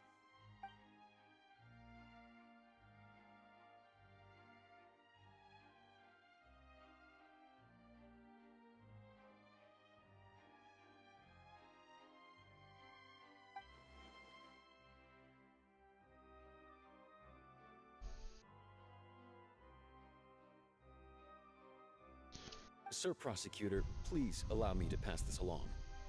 This is a document that Miss Charlotte applied for and received permission to share with you during the trial. According to her, it should speed up the proceedings. Huh? Charlotte wanted to give us something? Oh, so she's here too! Hey, Charlotte! Oh, let Paimon see. Isn't this the exclusive interview that she did with us before? So she's already finished it, huh? Wait, then that means this document is a perfect timeline of everything that's happened ever since we stepped foot in Fontaine! So in other words, we can refer to this anthology of evidence every time we want to use something from our journey as evidence for an argument!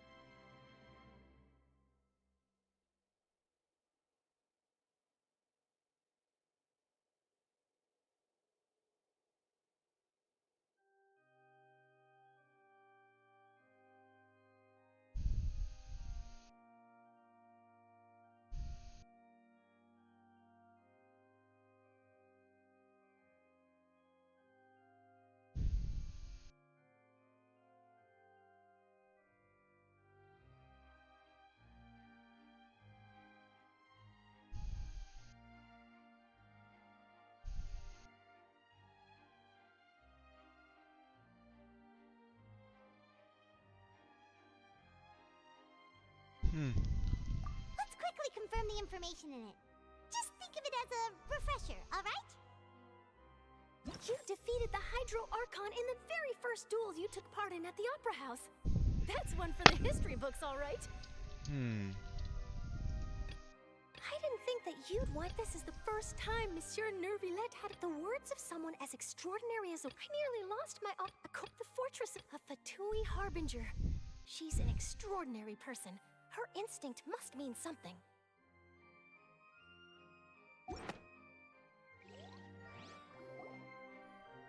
The prosecution and the defense are both in position.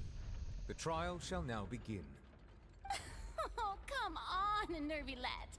There's no need to repeat all the unimportant legalese. Just fast forward to the part where the prosecution lays out my offenses. As the defendant and the lead actress of this performance, I still haven't even been informed of my supposed guilt in all of this. Of course, it is only natural for humans to struggle to understand the actions of a god. However, you will need more than that to convict me of a crime. That's true, but my charge here is unrelated to your conduct as an Archon. Instead, I would like to charge you as a fraud who's never been the Archon in the first place. Oh, he talked! What was that? Lady Farina's a fraud? Hey, I came here thinking that we were going to try the Hydro Archon for forsaking her duty, but did I hear that right? She's not our Archon at all? Charge accepted. Charge accepted. Lady Farina, do you plead guilty to the charge?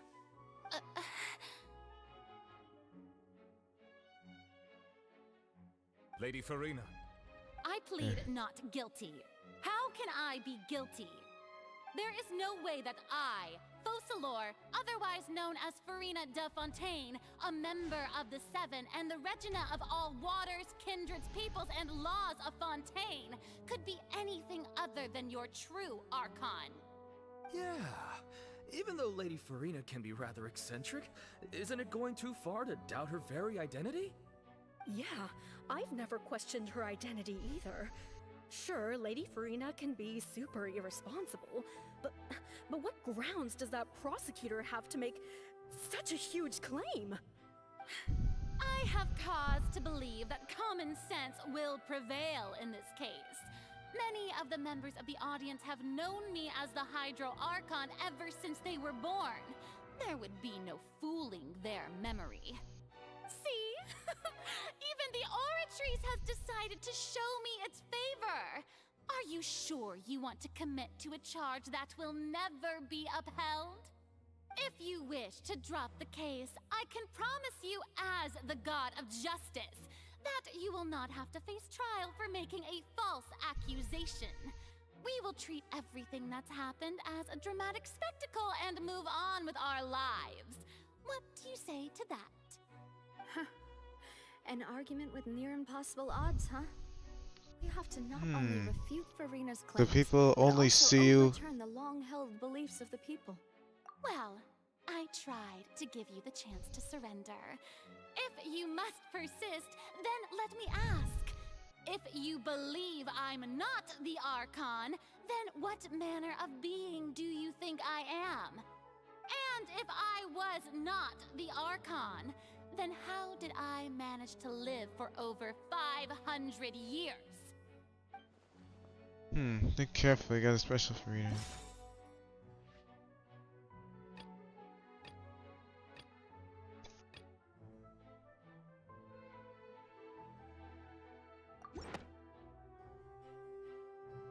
First of all, you may be a member of another long-lived race, which would allow you to naturally possess an extended lifespan.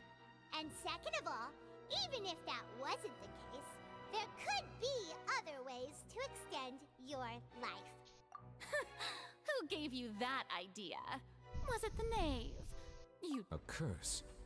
I once thought it possible that the aura of an Archon might naturally resemble a type of curse. But in light of this claim, perhaps what I sensed was not your divinity, but a curse after all. Neville had sensed it too, huh? Lady Farina is actually a human? Well, it is true that it's extremely difficult to tell humans and gods apart just by looking at them. It's not impossible. Ooh, the scales are tipped. Well, don't start celebrating too early now. Even if I have been carrying a curse like you said, how does that prove that I am merely a human being? Besides, everyone knows that the main difference between a human and a god is the possession of authority. Gods can do what humans cannot. That's why they're worshipped as gods. For centuries, manifestations of my authority have served the nation of Fontaine. One need only to turn their eyes towards the Oratrice Mécanique d'Analyse Cardinal in this very opera house, or consider the endemnitium that is used in every aspect of life. No, Trees, once and for all.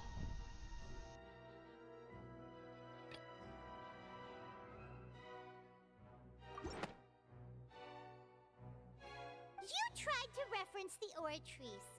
But weren't you as confused as all the rest of us when the Oratrice declared Child to be guilty without any proof? Otherwise, you should have come up with a good explanation for that by now. Didn't I make myself clear at the time? The decisions of the gods are naturally difficult for humans to comprehend. There is no need to provide an explanation. Lady Farina, I believe a reminder of your current circumstances is in order. While the court is in session, the principles of justice and the law must come before all else. While you are an Archon, you are also first and foremost the defendant in this trial. You will prove yourself unable to defend against the prosecution's charges if you continue to withhold vital information against the rules of the court. I never thought you'd use that kind of rhetoric against me. That was no trick of rhetoric, Lady Farina. I've merely reiterated the rules of the court, rules that all should respect and follow.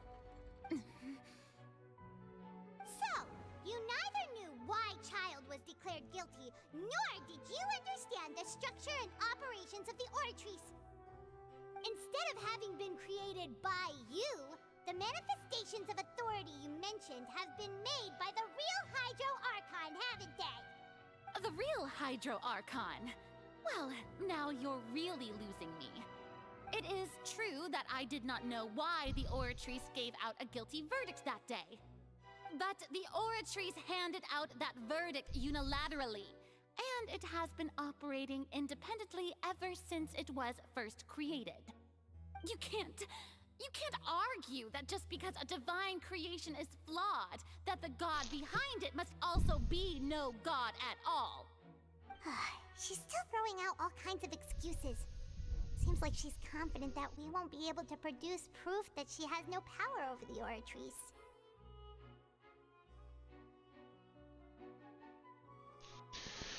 Sure, but we can put the Oratrice aside for now. My power as an Archon. There are many ordinary citizens in the audience. How can I just carelessly demonstrate the formidable power of an Archon? If that poses a concern, I'm prepared to extend my protection to the audience.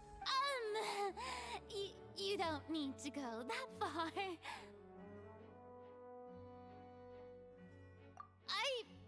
Aren't you the Hydro Archon? Or is it that you can't even wield the power of Hydro, much less the authority of a god? Indemnitium! Yes!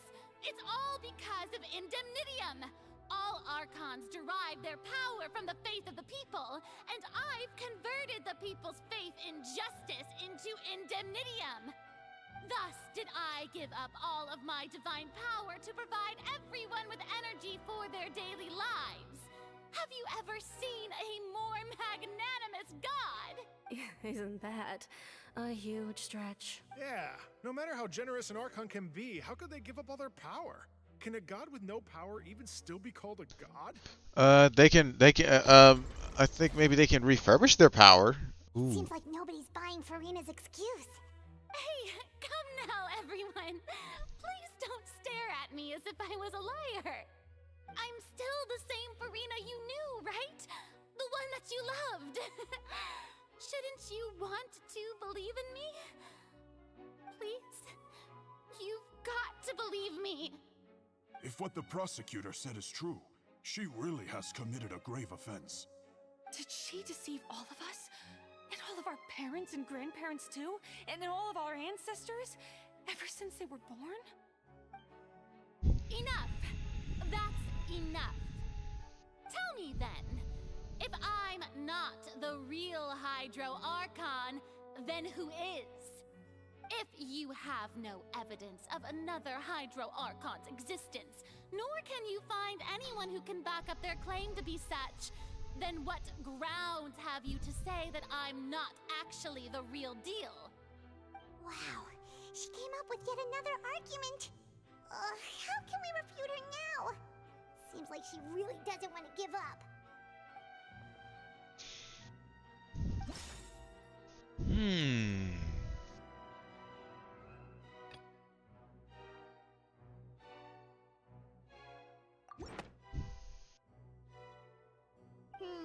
That doesn't sound right. Paimon doesn't think this clue can be used as compelling evidence to build our case.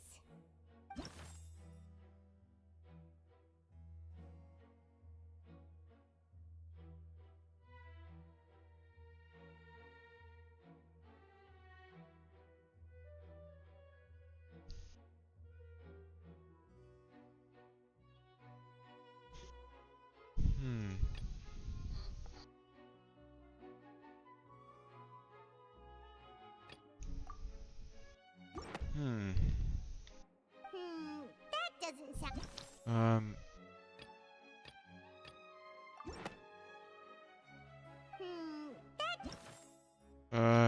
It's that one. It has been established that all Fontanians can dissolve in water from the primordial sea. And that means... Since you insist on claiming to be a god and not a human, then there's a method that you can use right here and now to eliminate all suspicions of you being the latter. Miss Navia, Please apply to serve as a temporary attorney for the prosecution before addressing the court. Though you act in partnership with the prosecutor, you must still adhere to proper procedure. Super sorry, Monsieur Chief Justice. I swear this really will be the last time that I'll speak out of turn. Now, I've brought some seawater from Poisson. As everyone knows, a massive flood struck the area not long ago, taking many lives, including those of some of my closest friends. So, Miss Farina, would you dare to touch some of this seawater? If we are to believe that you are indeed the real Hydro Archon, touching this seawater would have no effect on you. All it should do is strengthen your case. But if you don't dare to touch it, then we would have basically proved the reverse. Oh, and I must remind you that after the disaster at Poisson, nobody wants to see any more people dissolve. I do hope you'll act prudently and choose the simpler path of admitting guilt. Navia from the Spina di Rasula. The Spina has governed Poisson for many years. I guess her suggestion is valid. If Lady Farina is indeed just a human, she's probably Fontanian like all the rest of us. Would she really dare to try?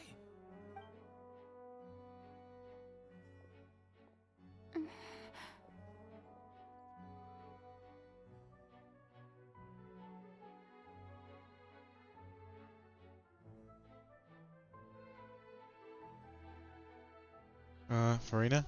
Lady Farina, this test has been unilaterally proposed by the prosecution.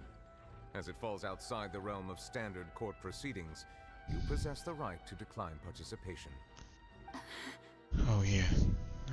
Well, of course he had to tell her that. But refusing to participate is basically the same as a confession of guilt. Guilt? She's just staring at the water without saying a single word. It really does seem like she's quite terrified of it. That could only mean... What's going on? Is she really planning to... that's not what we thought she would... Due to the inherent risk of the test, Lady Farina, you may... What? Hey! What's going on? She actually... I'm fine! Look at me, everyone! My hand is still here! I haven't been dissolved! Will you believe me now? I really am your Archon! I'm nothing like a normal human who would fall apart as soon as they touch this water! Really?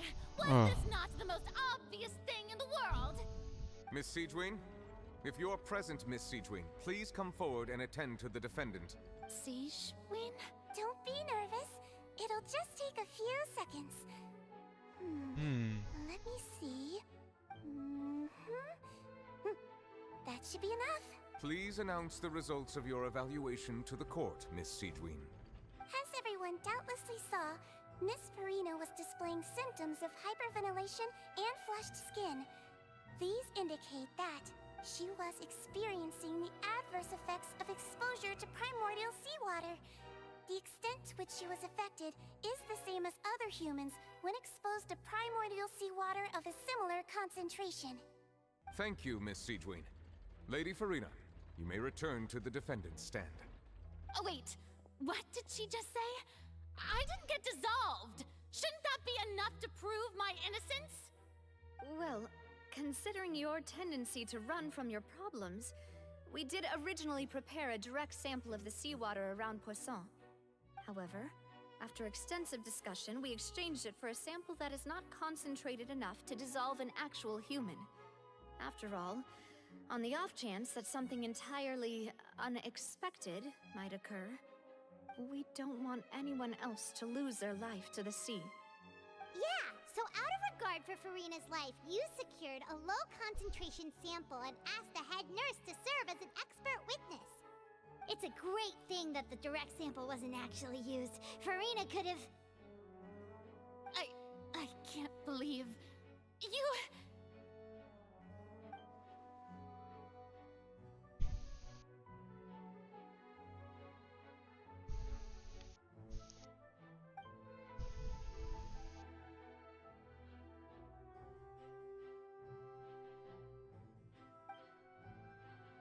Listen to me. Listen to me, everyone. Please don't give me such cold and disdainful looks. What happened just now didn't prove a single thing. Think about it.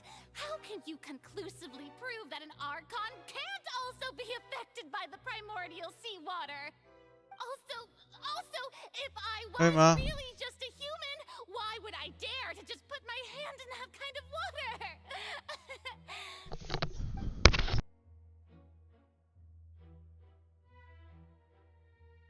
Please, everyone, anyone, just listen to me.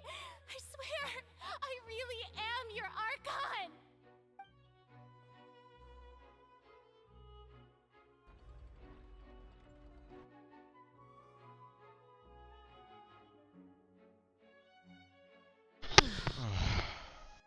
I don't think anything she says at this point will sway anyone. The odds are just too stacked against her now. With all the things that have been said, Paimon doesn't think there's any way left for Farina to win. I believe the time for arguments and presentation of evidence has come to an end. If there are no objections, we will move on to the final judgment. Final judgment. Final judgment. Time for the final judgment.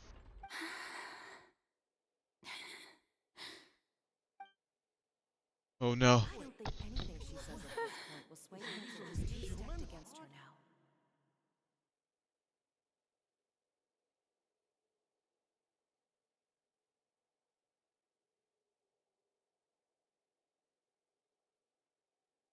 now. In my capacity as Chief Justice, I shall now render judgment on Farina's misrepresentation of herself as the Archon of Fontaine. As a human who knowingly deceived her fellow citizens, Farina is a phony. Farina is a phony. Deceived your fellow citizens? What kind of grave consequence do we get? Like jail or something? We shall now turn to the Oratrice Mécanique d'Analyse Cardinal to render the final verdict on the charges.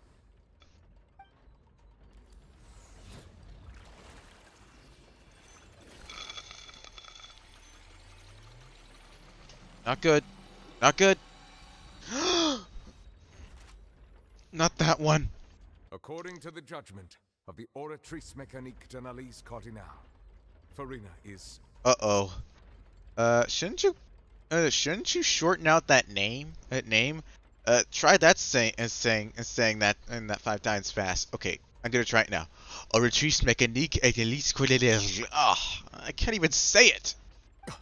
Well, what's wrong? What's the Oratrice's verdict? It can't be. No.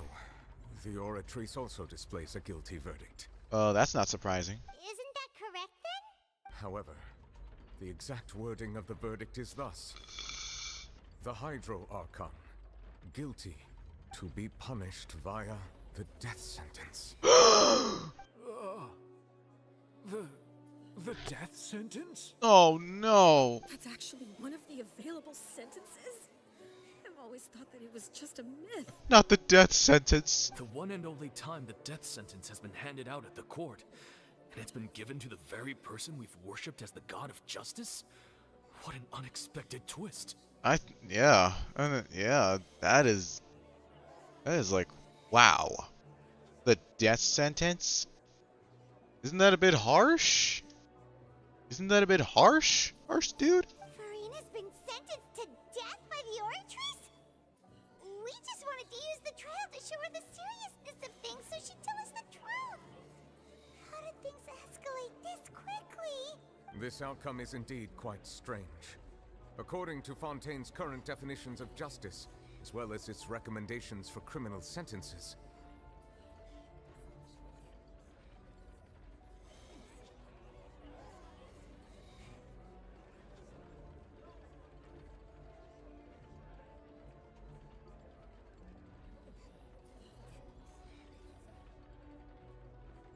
is this sentence really appropriate for the crimes that have been committed? Well, she just like impersonated someone else. Well, she mentally harmed them, but she doesn't physically harm them. I guess imitating an Archon, the very thing they worship, is kinda unforgivable, but at least find some solace. Yeah, even Vashe by the Oratrice. You know, the real evil mastermind behind the serial disappearances case.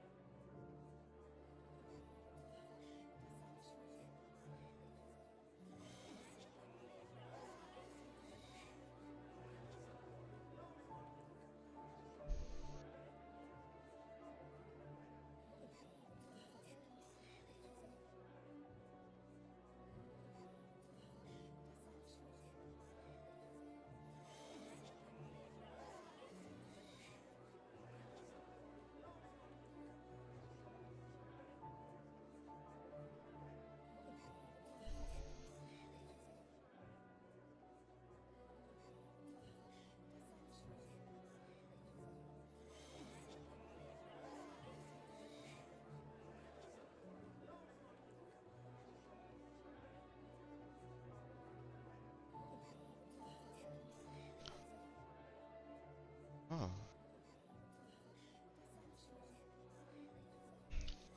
Indeed. Not only is Farina's sentence overly excessive, the very point of our trial today was also to prove that Farina has never been the Hydro Archon in the first place.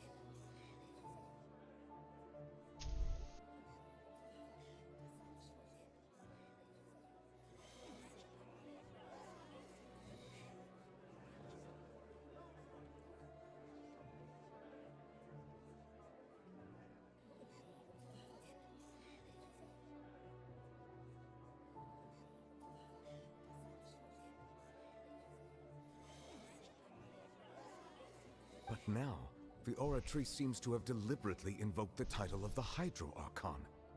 What does this mean?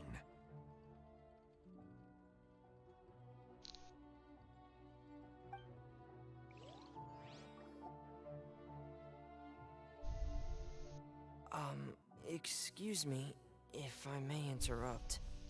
Is the trial still going? Fremine! Huh, you finally made it. I assume this means you've completed your mission? Mm-hmm. Any mission Father assigns to me will always be top priority.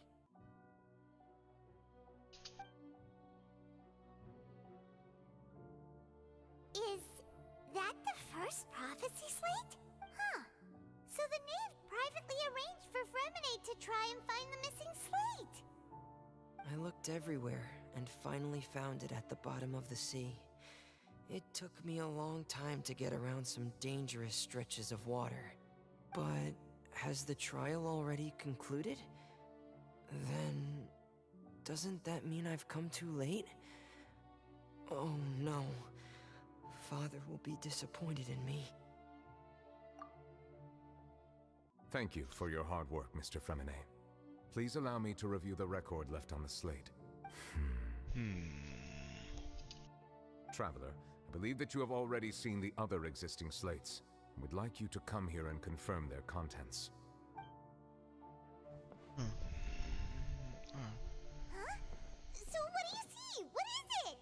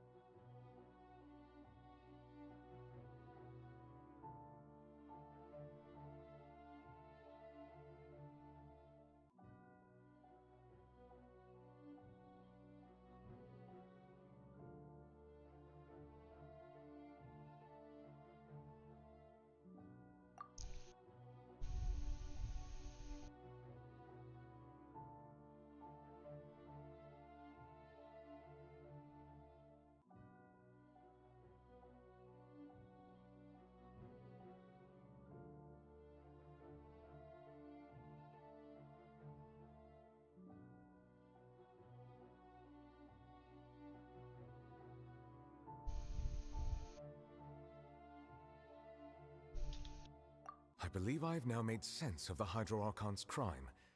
It has to do with Fontaine's lost history.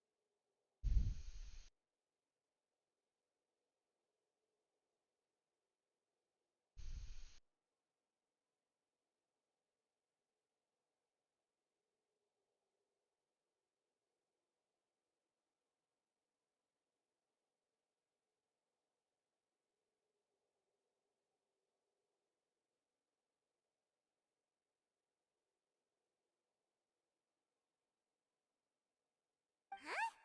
Isn't the Hydro Archon just guilty of deceiving her people? Oh, wait, no, that's Farina, and we've already proven that she's not the Hydro Archon.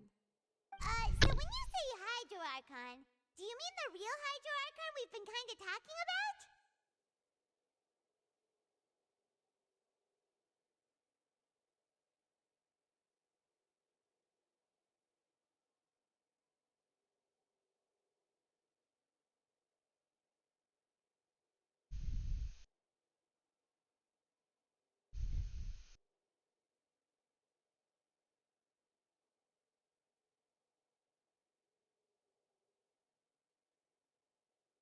In truth, everything that you've encountered in Fontaine up until this point can be traced back to the contents of these stone slates.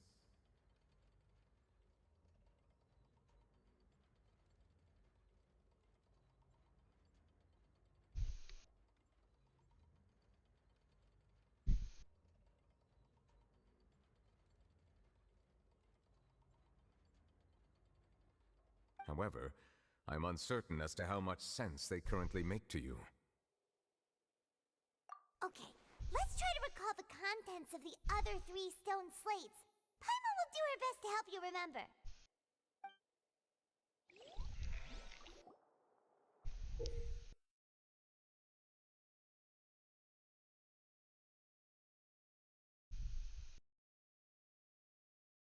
It's judgment time. Alright, here we go. The first stone slate describes what you just said. It seems to show the previous Hydro Archon using her divine power, and then the Oceanids turn into humans. Does that mean that Fontainians are transformed Oceanids? Oh, Paimon wasn't expecting that. But if Oceanids can turn into humans, then perhaps this process can be reversed as well. The second stone slate shows Celestia floating in the sky, and the Hydro Archon and her people worshipping it together. But the heavens still brought judgment down upon them.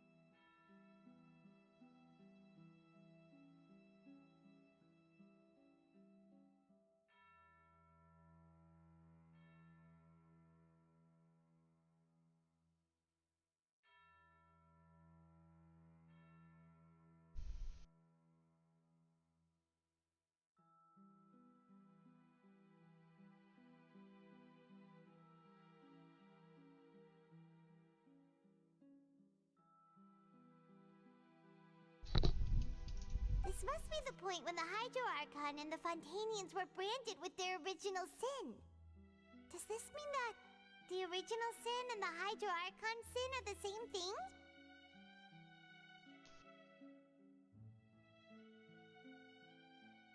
The third slate shows the Hydro Archon sinking into the sea surrounded by many people.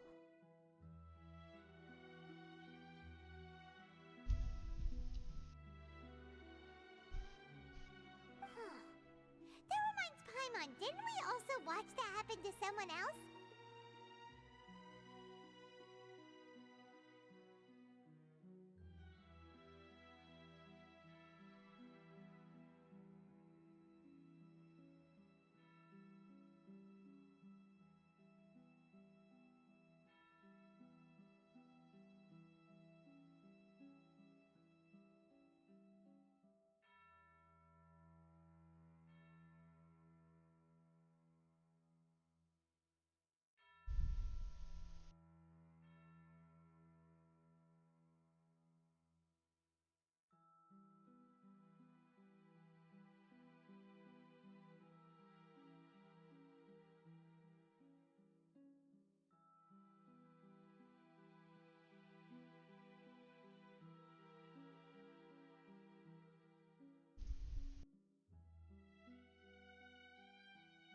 Well, the fourth slate is the prophecy the Fontanians have been talking about.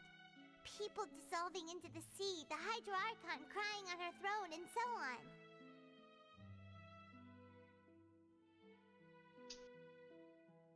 We didn't believe that such a crazy disaster could happen at first, did we? But after that incident, it was just a question of when and not if.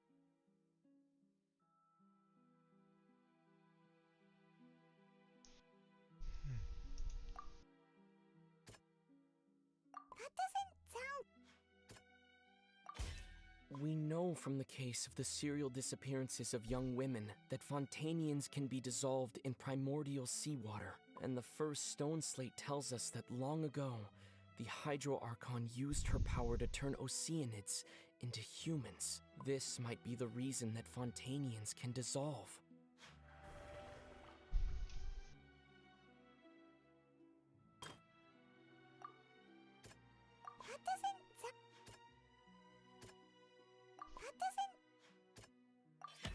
Perhaps what is about to take place has all happened before. The true sin of the Hydro Archon that Nervalette mentioned, and the original sin cast down on the people of Fontaine by Celestia, as recorded on the stone slates.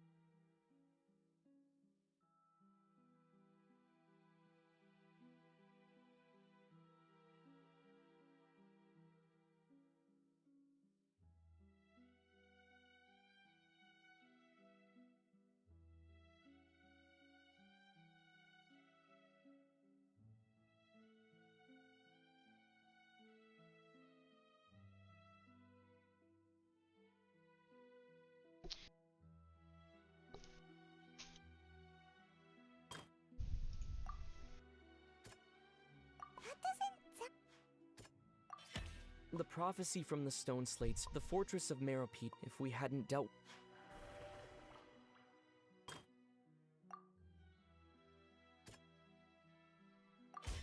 It's not as simple as falling into the sea. When Navia fell into the sea, the stone slates show the people gathered around the Hydro Archon in the sea. Sea. They'll dissolve into the primordial sea but won't cease to exist. Their essence will flow in the seawater. Converge! The Hydro Archon was sentenced to death in court, shocking everyone present. Perhaps this means that her sin was actually Fontaine's original sin. Navia fell into the water inside those ruins, and she nearly dissolved. She was surrounded by the people of Poisson in a court within her consciousness, and was forced to take part in a trial meant to make her stay. The eruption of the primordial sea at the fortress of Meropete was the surest sign that the prophecy was about to come to pass no matter what.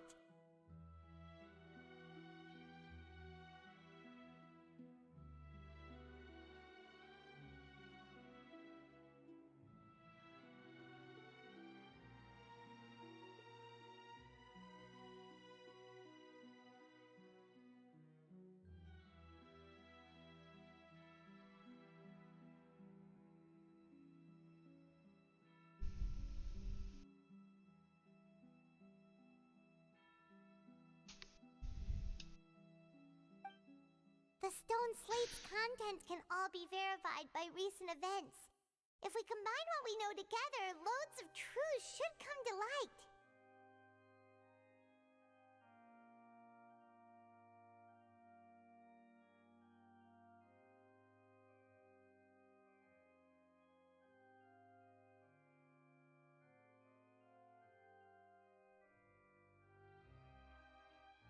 All right.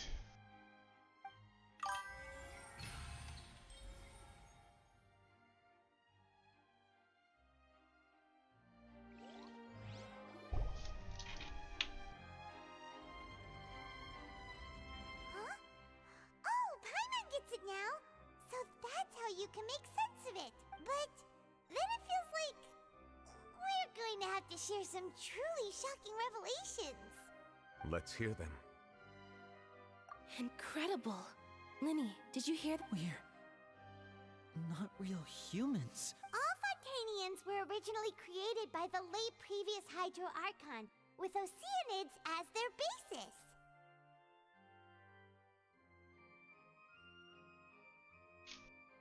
The evidence for that can be found in how only Fontainians could dissolve in primordial seawater, and how all the girls Vacher dissolved were also turned into Oceanids.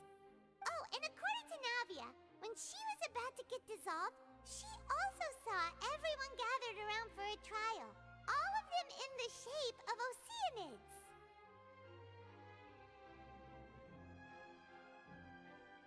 Indeed.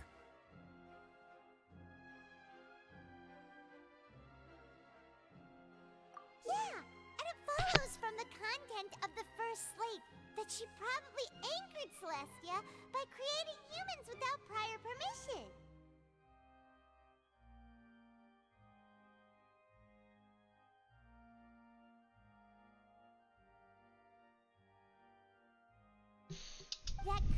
explain why the Oratrice judged the Hydro Archon to be guilty.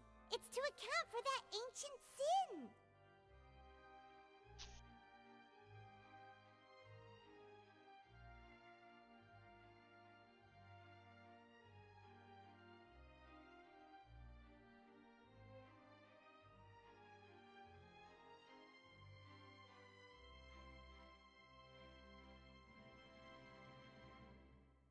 The Hydro Archon's true sin was creating us?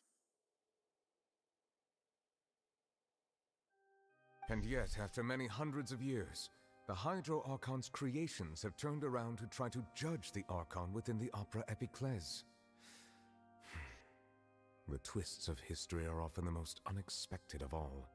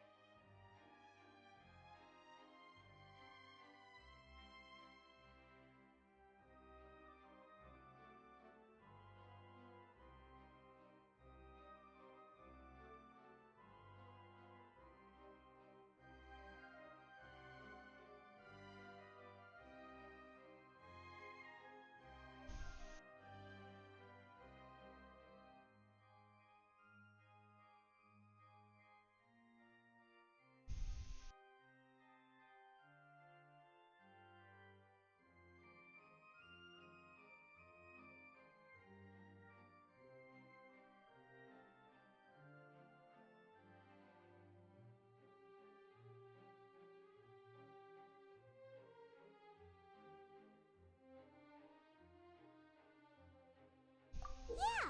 Isn't the image here just like when Navia fell into the sea?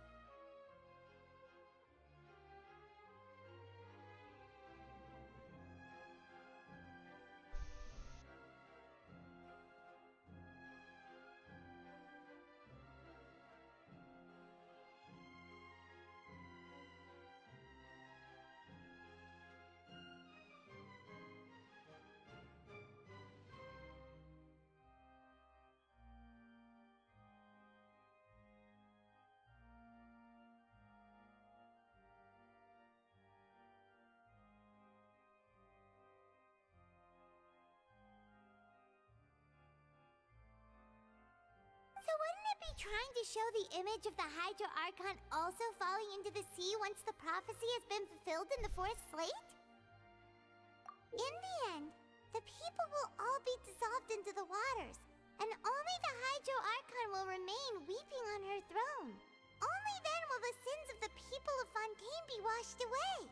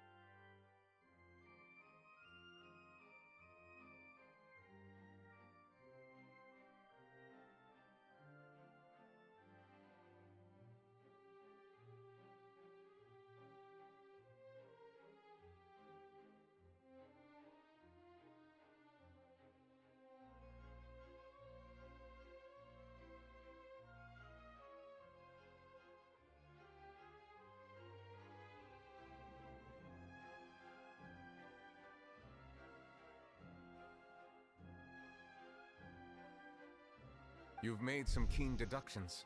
I must say, given how much you still don't know, it is impressive that you've already managed to connect so many pieces of the truth.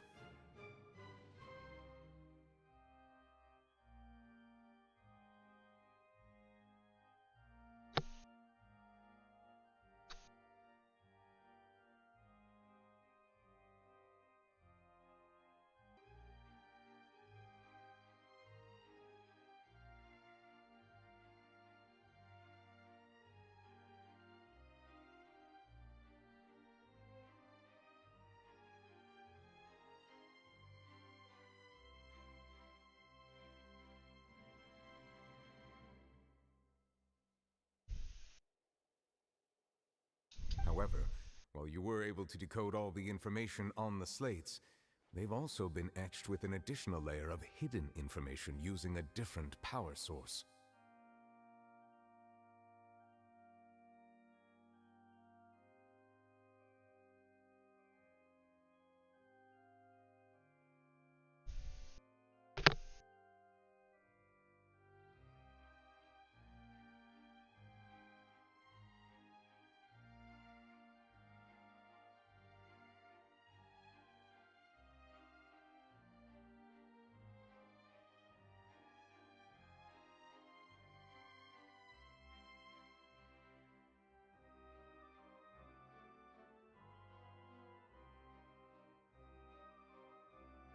When we were at the ruins, I tried to decipher the hidden information recorded in the slates. But since we only had 3 slates at the time, I was unable to come to a full conclusion.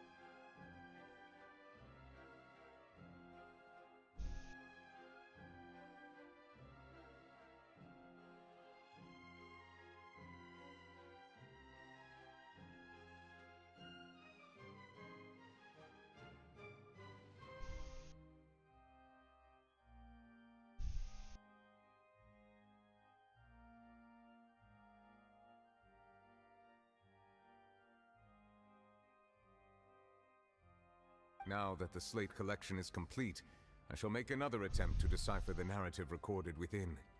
If everything goes well, we should finally be informed of the unadulterated truth.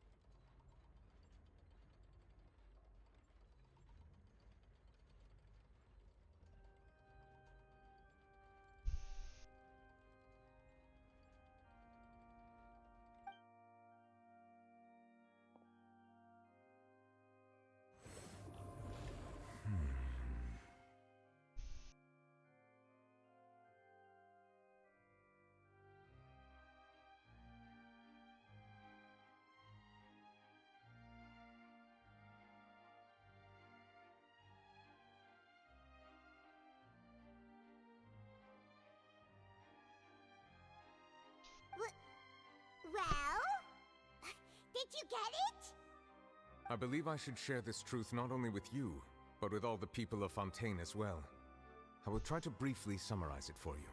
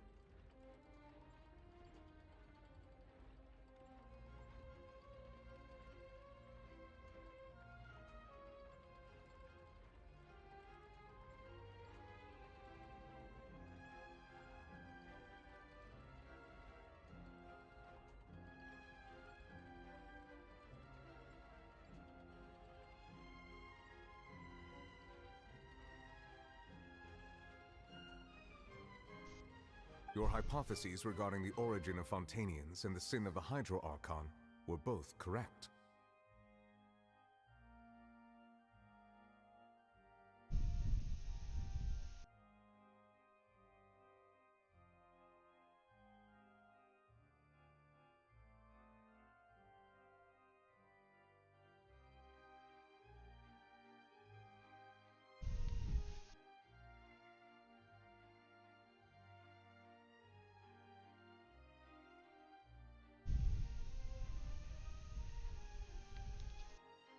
In the Fontaine of old, the previous Hydro Archon sensed the yearning of her Oceanid familiars for life on land. The Oceanids were enamored with the beauty and romanticism of human beings, and wishing to have those experiences for themselves, expressed to the Hydro Archon their desire to become of a similar kind. However, even though water as an element is intricately linked with the power of life, the Hydro Archon, as one of the seven, did not possess the authority to create a new form of human life. Not one to give in, she eventually found a way to create permanent humanoid bodies for her familiars by appropriating the power of this planet's primordial sea. She poured primordial seawater into the Oceanid's blood vessels, creating humanoid mimics in the process. But if Fontanians were to ever come into direct contact with water from the primordial sea, the power within their bodies would escape these artificial restraints and return to the sea. As a result, their forms would collapse, and they would be reverted to their original forms as Oceanids. Of course, the Hydro Archon never received permission from the heavenly principles to create a new human race. And thus, the Hydro Archon and all of her creations came to shoulder the original sin of appropriating the power of the primordial sea. That is the true history of how the people of Fontaine first came into being. So we were all Oceanids before we turned into human beings? That's way too much information for me. I think I'm just going to pretend that I never heard a single thing.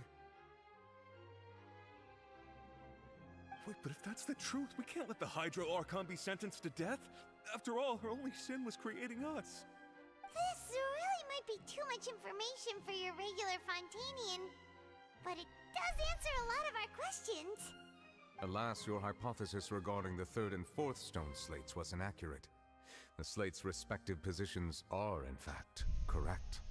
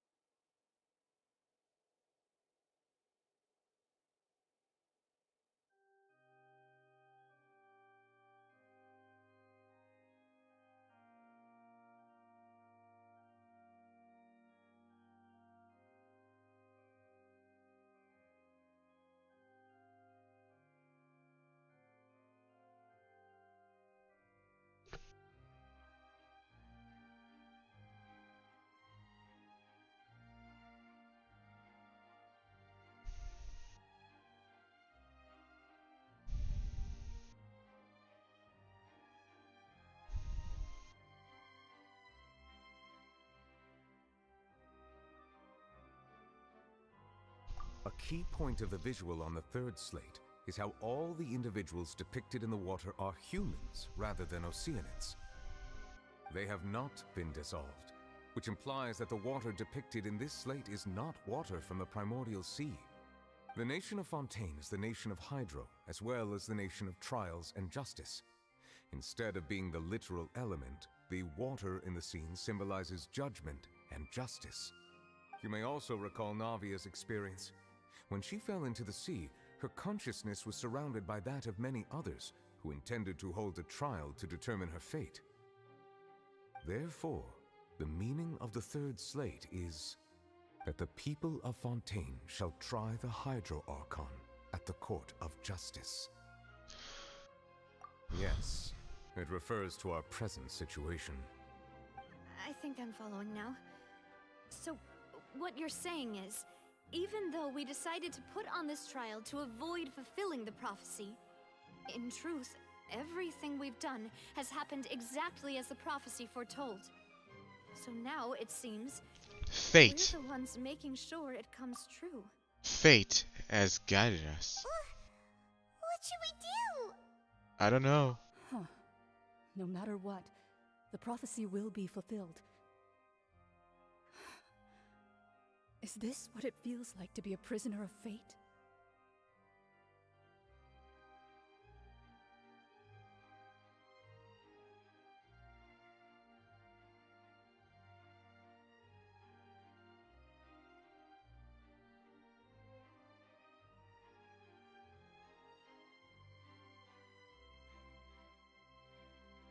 If that's the case, does that mean the scene in the fourth slate will also be fulfilled soon? Traveler, I would like to point out another small fallacy in your deductions.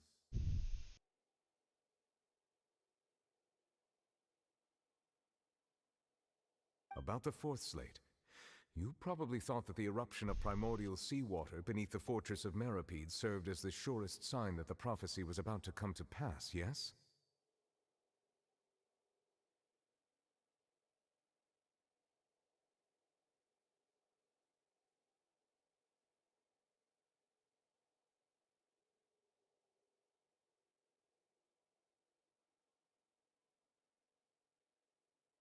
However, I believe that rather than being a sure sign, that eruption could in fact only be a small warning of something far worse to come.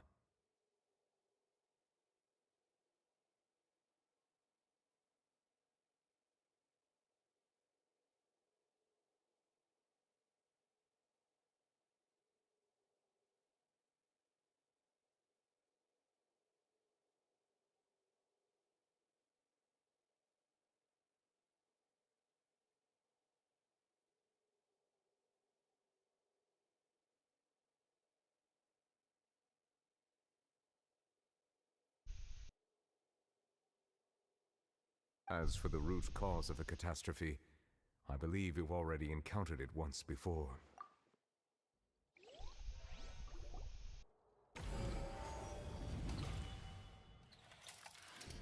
This eruption was just a small warning of the things to come.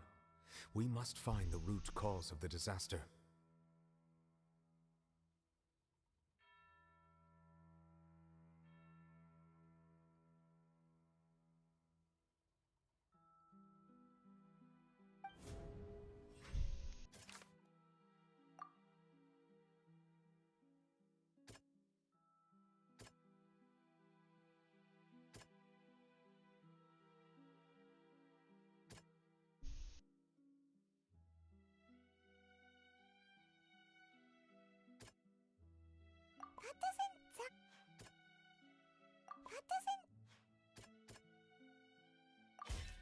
It was both dream.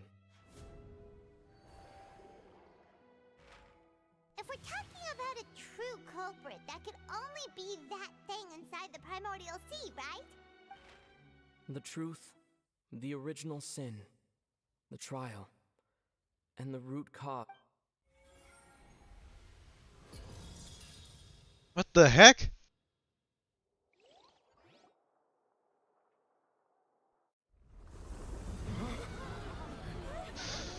What the heck is happening?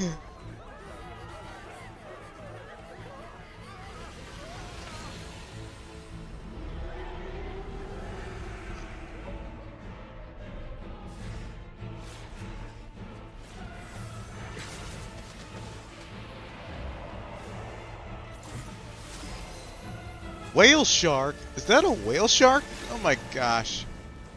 What is happening?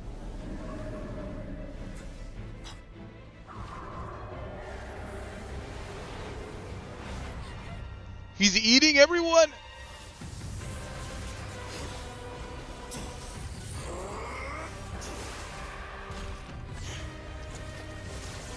It's Child! Awesome!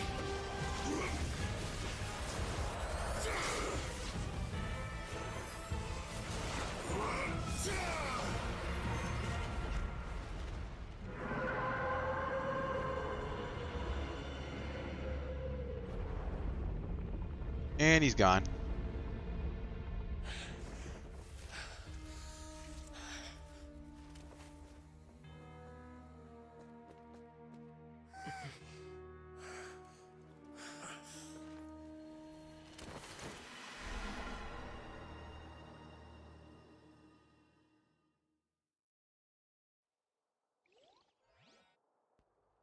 That was way too close! How did that thing just burst into the Opera House? Wait, was that the huge whale you saw in your dream? So we've met it at last. I understand very well why it has chosen to make an appearance here. That whale does not belong to Tevat. It is a monster that has traversed the stars. It has been greedily consuming the energy from the planet's primordial sea, using it to grow. That is the main cause for the rising sea levels. And once it has finished consuming all of the energy contained within the sea, its next step will be... You said that when the Hydro Archon first created Fontanians out of Oceanids, she filled their blood vessels with primordial seawater. Precisely. That whale finds the blood of Fontanians nigh impossible to resist. Therefore, when it left the primordial sea, it decided to make its next stop a packed opera house full of food. Food in the form of Fontanians. We just barely managed to push it back, right? In that case, won't it come back to target the people again once it's managed to recover its strength? That is correct. Indeed, it is more accurate to say that we should thank that Harbinger for buying us some time. Without him, the whale would have likely come onto land far sooner. Whales can't walk on land. From the way he looked, he must have been fighting the creature for quite a long time. That battle maniac. We've always known that he had a special connection with that whale, but we definitely didn't expect it to help us out like this. Anyway, now that we know that this whale is the actual cause of the disaster recorded in the prophecy, all we need to do to stop the prophecy would be to find a way to beat it up, right? It is too late. It had already absorbed too much of the primordial sea's energy before we could notice it. At this point, it has become practically integrated with the sea itself. Even if the entirety of Tevat were to be destroyed, it could still survive and swim off towards some other world. That's not something I will accept. We've already done everything we can, and we even found the true culprit. We've come so far. You can't just tell me that the last hurdle is some impossible foe. That's just not fair. Indeed, that's not how a grand performance should end. I'll fight it to the end, no matter what. So the prophecy will be fulfilled no matter what, huh?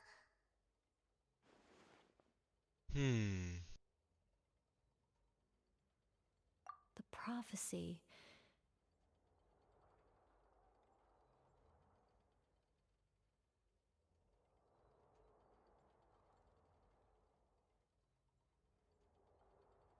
Just as prophecies are God's... Oh. ultimately, fate shall serve as your only guide, no matter what will happen in Tevat's future.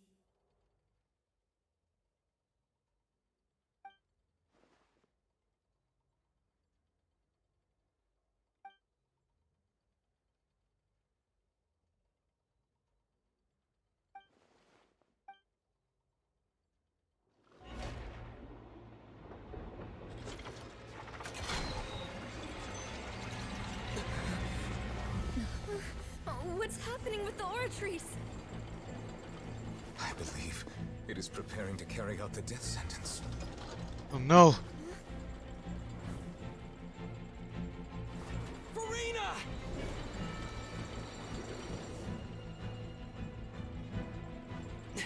No, I still need answers.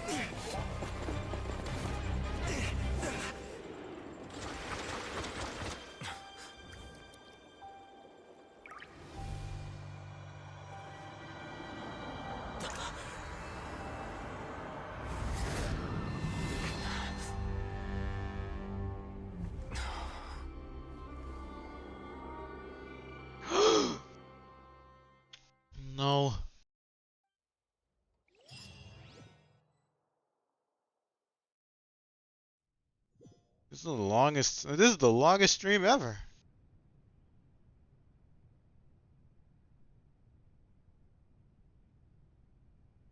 Hello. You. Sorry. That shocked expression on your face is just too amusing. I couldn't help myself. You are not Farina.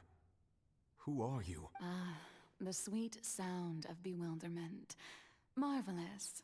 A sure sign that my attempt to deceive everyone was a resounding success. But to answer your question, I am Focalor. You know, the god. Focalor. Why did you deceive us? Oh, that wasn't my goal, of course. Goodness, no. But I had to fool everyone else too, if I was to stand any chance of deceiving the heavenly principles. Deceiving the heavenly principles? It's all because of that pernicious prophecy. Dreadful, wasn't it? Everyone doomed to dissolve. Fontaine, one was not amused. In fact, one was positively bemused when that problem was thrust upon me by my dearest predecessor. That's the former Hydro Archon Egeria for the uninitiated. It hardly gets more disastrous than a preordained national catastrophe, now does it?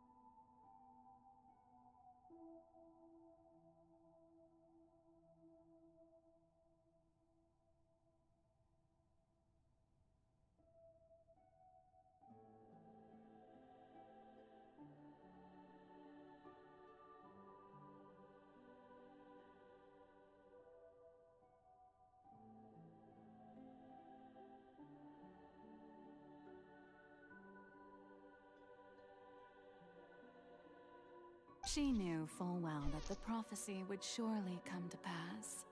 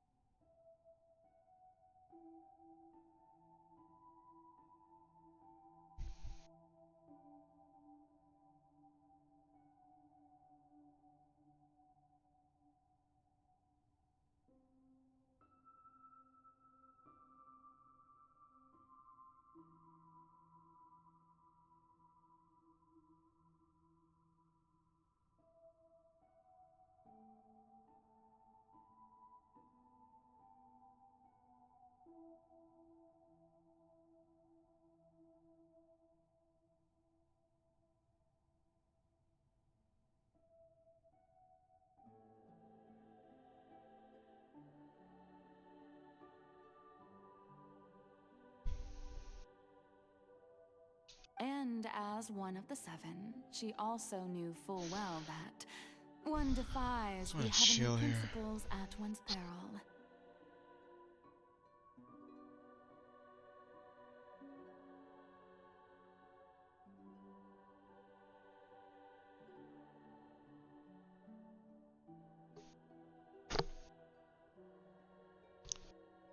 So yes, as you have no doubt surmised, it was a rather impossible situation that I found myself in.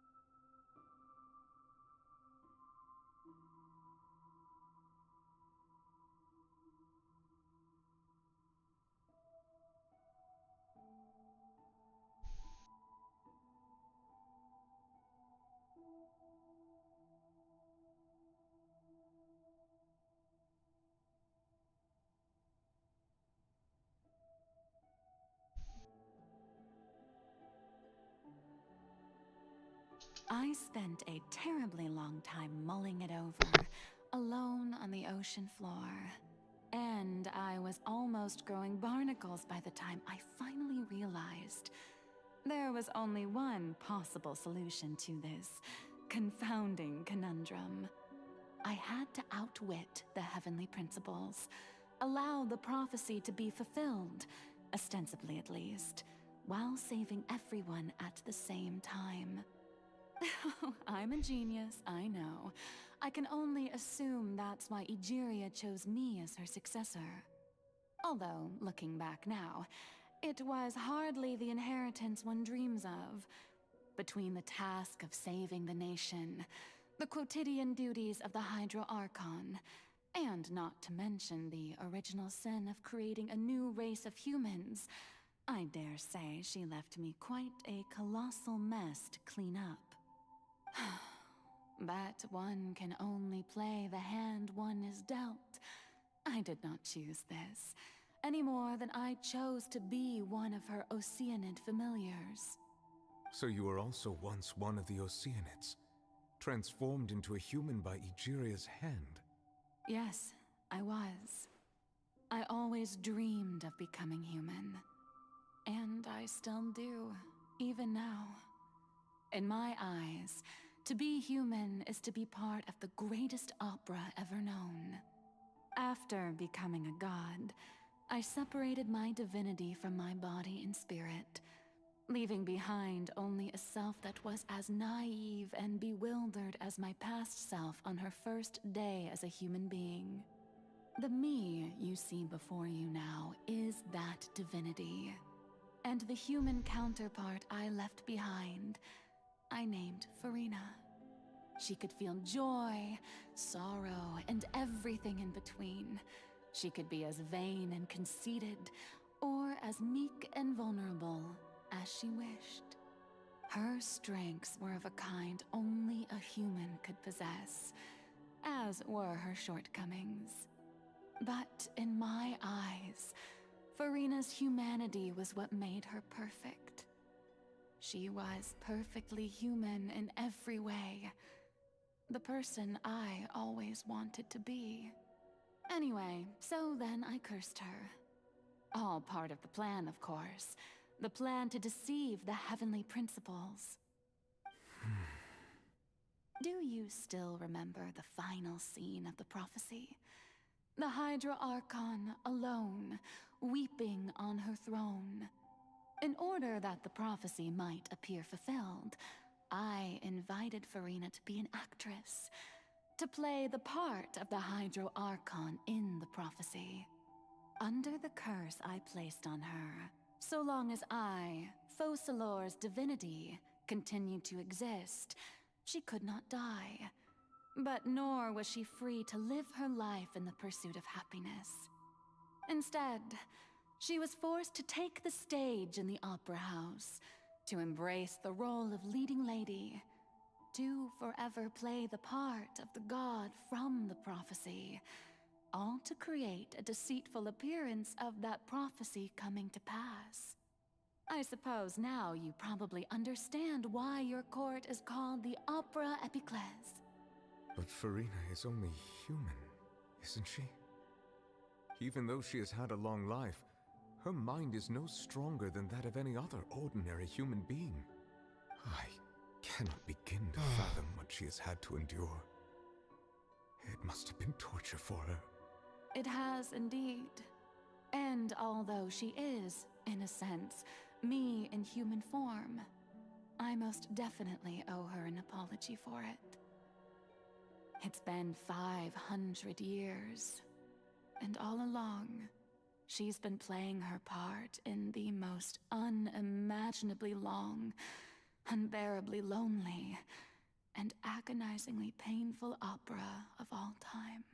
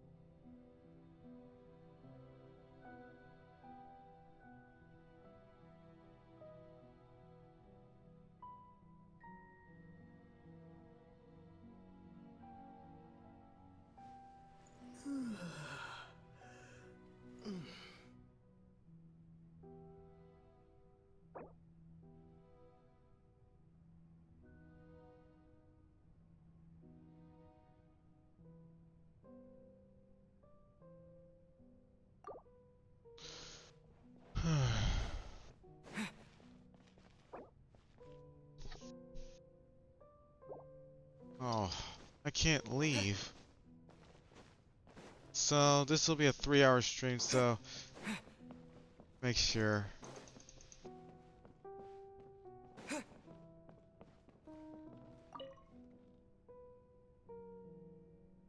Oh? Who permitted you to come onto the stage?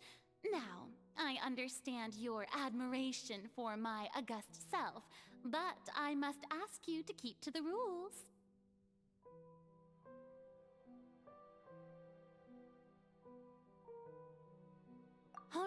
All right. It is not my intent to reprimand you.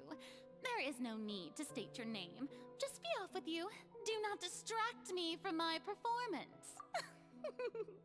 Oh, do not jest. I am Focalor. The eyes of countless Fontanians are Have to find a way.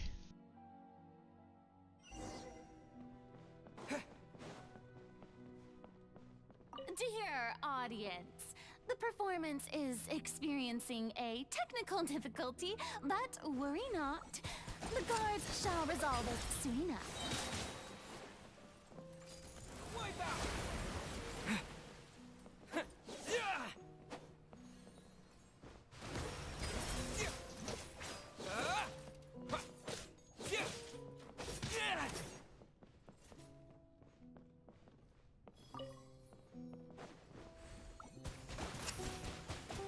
Water jet!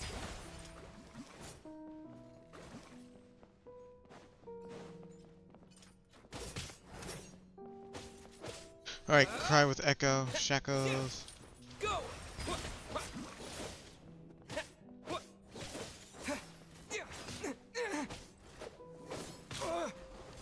Out of the water. Water jet! Full throttle! Outward of the water. Light of the blazing sun! Outward.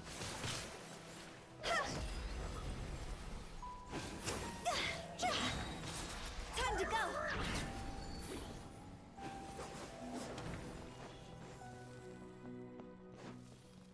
Hey, what gives? The audience is still watching me, you know. Guards? Wait, where are the guards? Guards! This is where you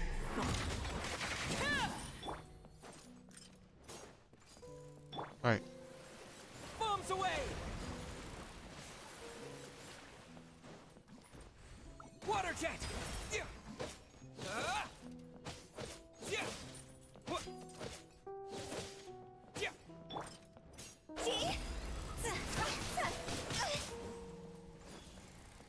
Huh?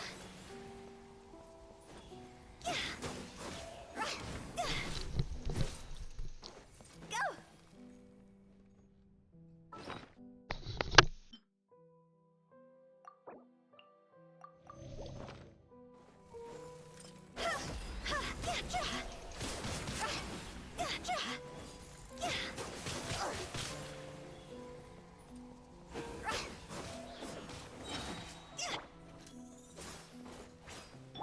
Higher, higher, hands on fire! Rise with the sun!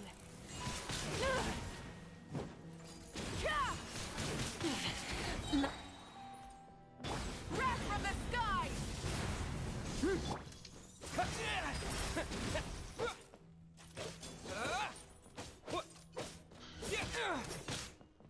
Alright, we need the heavy hitters.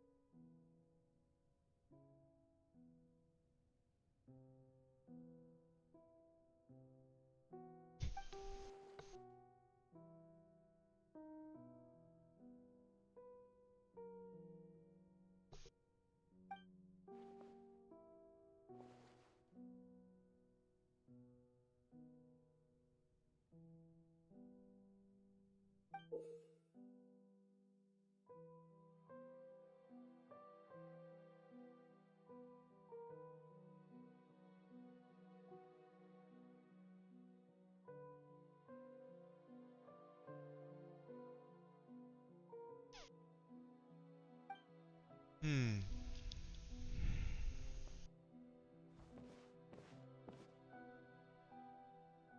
In this case, how I truly.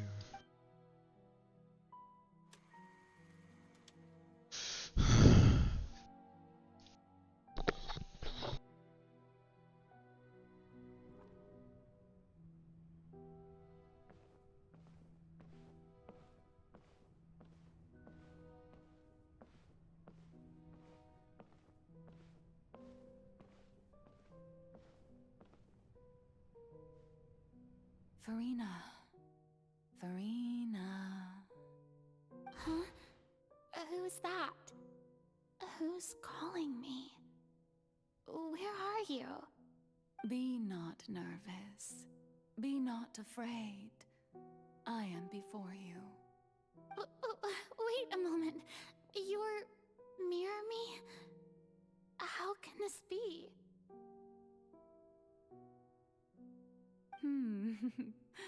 Mirror you, huh? You know what? That's not bad. Let's go with that. Mirror me. What do you wish to say? The prophecy. Have you heard of it? What prophecy? Wait. I know. I think. I don't know why, but it's in my head somehow. The people will all be dissolved into the waters, and only the Hydro Archon will remain, weeping on her throne. Only then will the sins of the people of Fontaine be washed away. Oh, very good. You know it well. What's going on? I can't seem to remember anything clearly. The only thing I know for sure is this prophecy. Will it really come to pass? Yes, it will. And that is why I've come to you. Disaster will come to Fontaine sooner or later. Things will develop just as the prophecy declared. There is no escaping it. But doesn't that mean everyone will die? I'm a Fontainian just like them. Will I dissolve too? Oh, don't worry. Magical meetings exist in this world precisely to give people a chance to turn things around. It is the reason why you met me today. I will tell you how to save everyone, but you may have to suffer somewhat. Oh, so there's still hope after all. Goodness, you frightened me. You spoke so much and with so much certainty.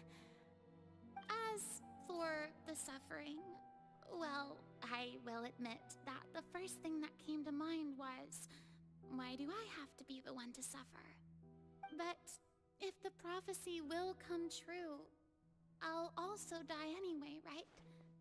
So if I've already met you as my magical meeting in this world, if there were scales, with all the people of Fontaine on one side, and my pain on the other, is it not obvious where the scales should tilt?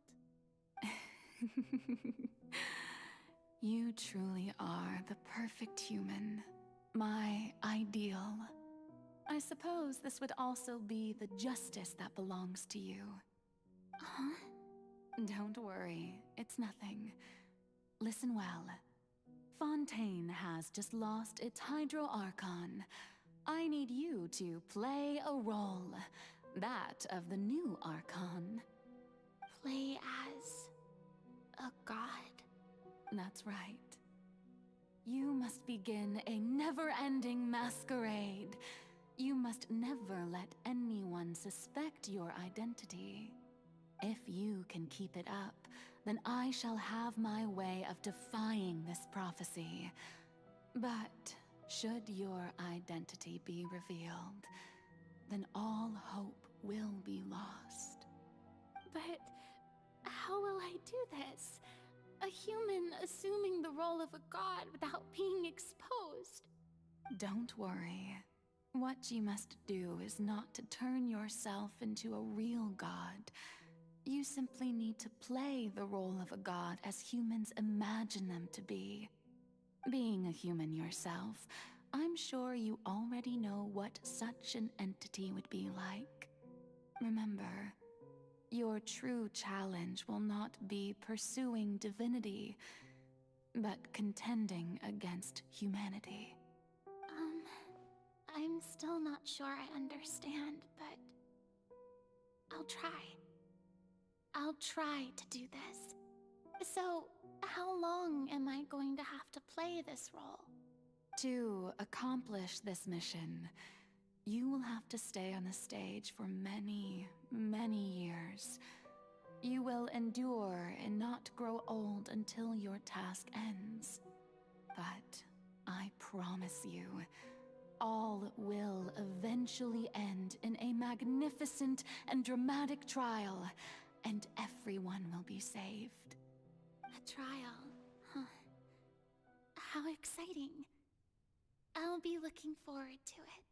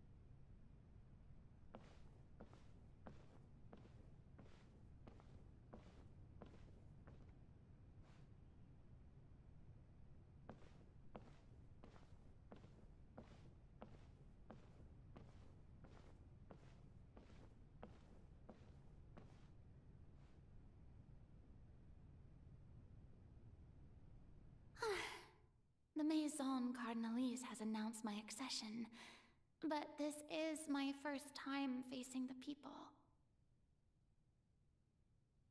What should I say to most appear like a god?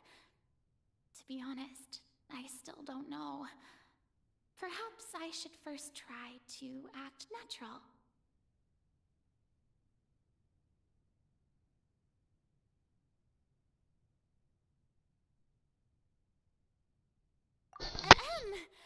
Ladies and gentlemen, good evening, and welcome to the Opera Epiclese.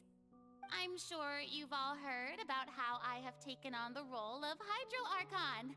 Indeed, I am Verena de Fontaine, your new Archon.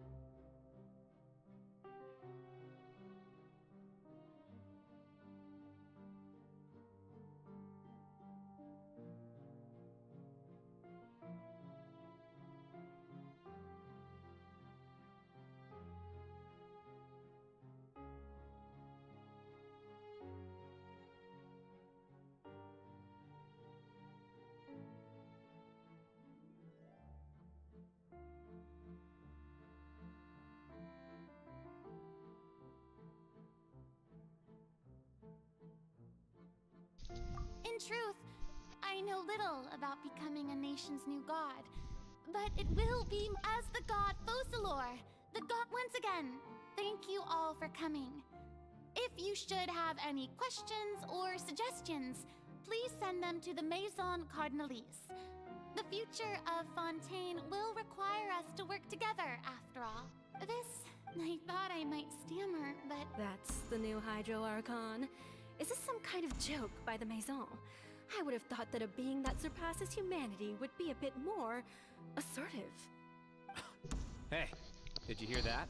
She even told us to send her suggestions there at the end. Yeah. Gods be all powerful?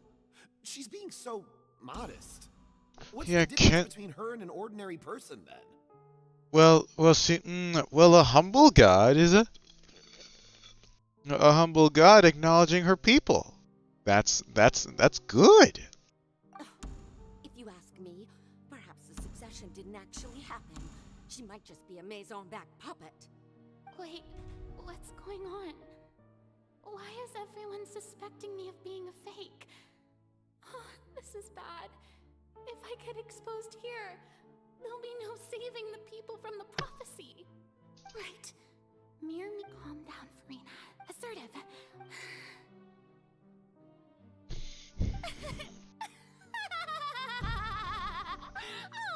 Oh, very good, my people. Only ones such as you are deserving of my rule. Now, I was wondering, if some weak puppet were to one day come onto the stage and claim ownership of this opera house, would the children of Fontaine follow them? Well, it seems that you would all see right through them. Having passed my test, you are qualified to witness wondrous trials alongside my august self, here in this opera house. You may consider my previous act a door gift of sorts. I thought it was a debut that suited the atmosphere. Now then, let us be reintroduced. Ah, so that was just a performance. How could I have forgotten that we were inside an opera house? Her personality? It's quite shocking, to be honest, but I suppose it's a better look than before. Such a fascinating and bold deity. How wonderful! Our future may yet be bright after all. It seems I've turned them around. Best follow this flow and restart my accession speech.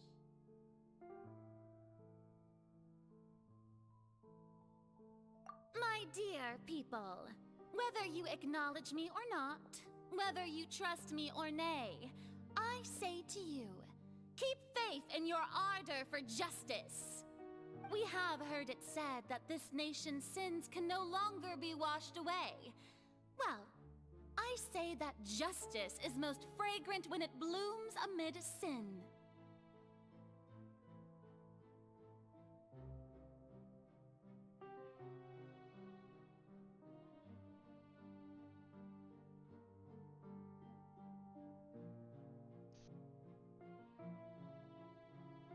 The scales of justice should not weigh heavy in the hands of its god.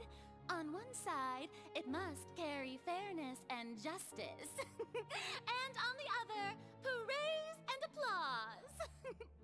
May law be the prayer on our lips. May judgment be our worship. Let us light the fires and drink to the future of Fontaine. There is no trouble in this world that justice cannot solve. All so long as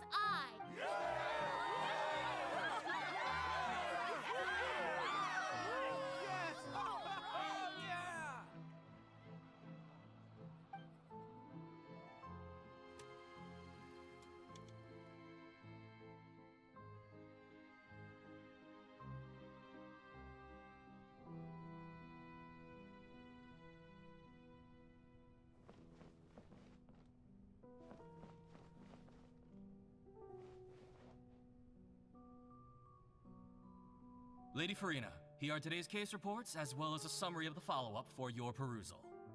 Come now, was I Why not just at the Opera House in person?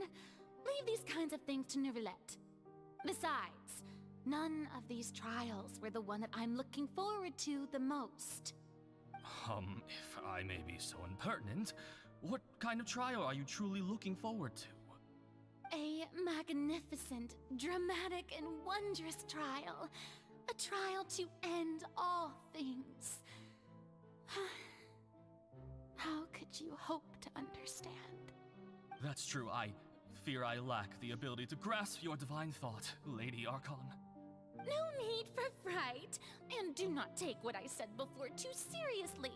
Go now, do your duties. The trial I await. It will come one day.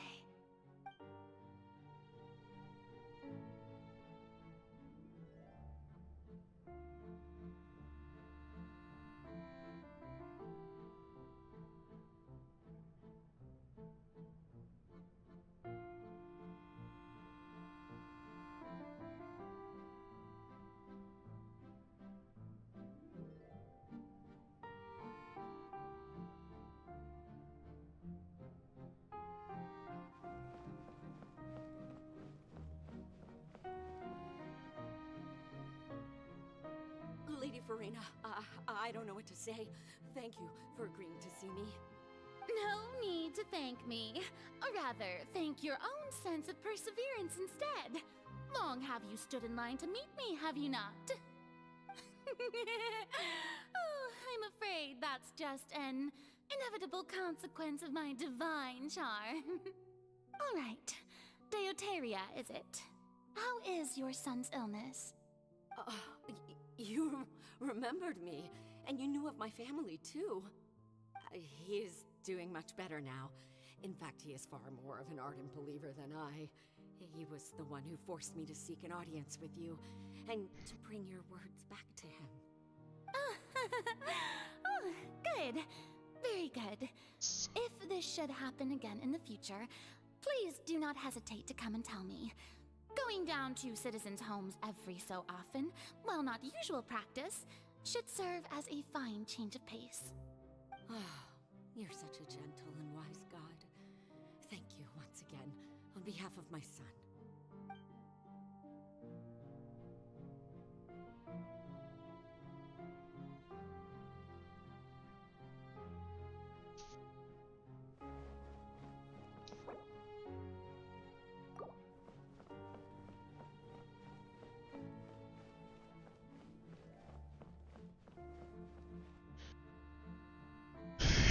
11 a.m. p.m. at night.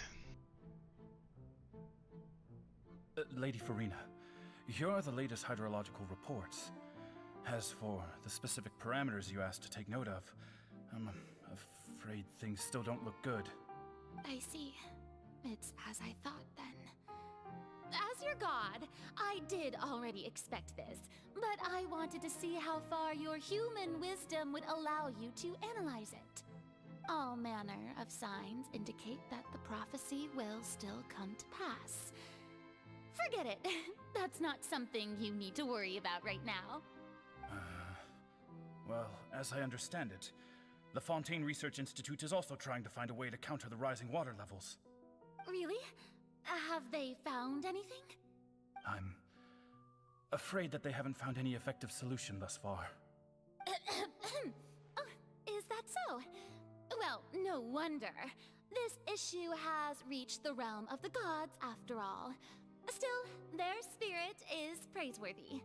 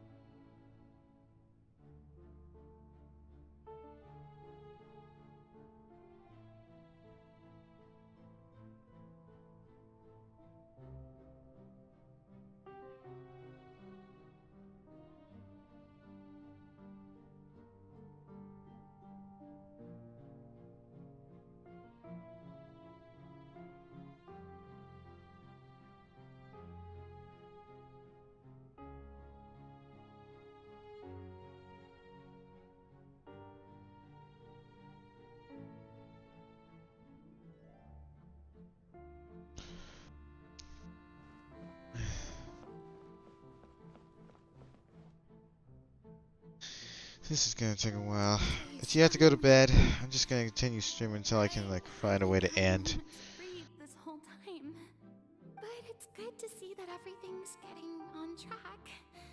There are no longer any voices of suspicion. Maybe this is fine. I just need to keep going, and everyone will be saved. Alright, Farina, don't think too hard about this. You need rest. Tomorrow's a new day.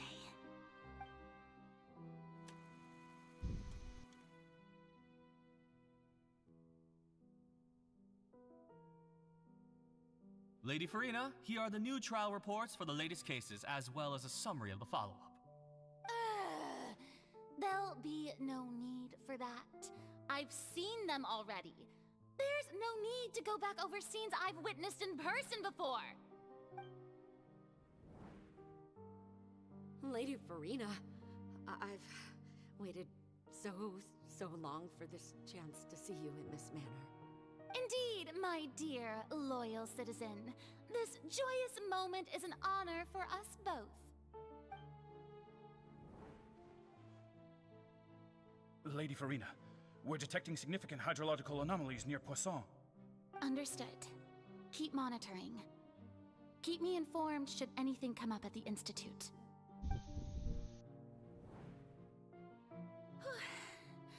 I don't think I let anything slip today. I must show the people that there is nothing to worry about.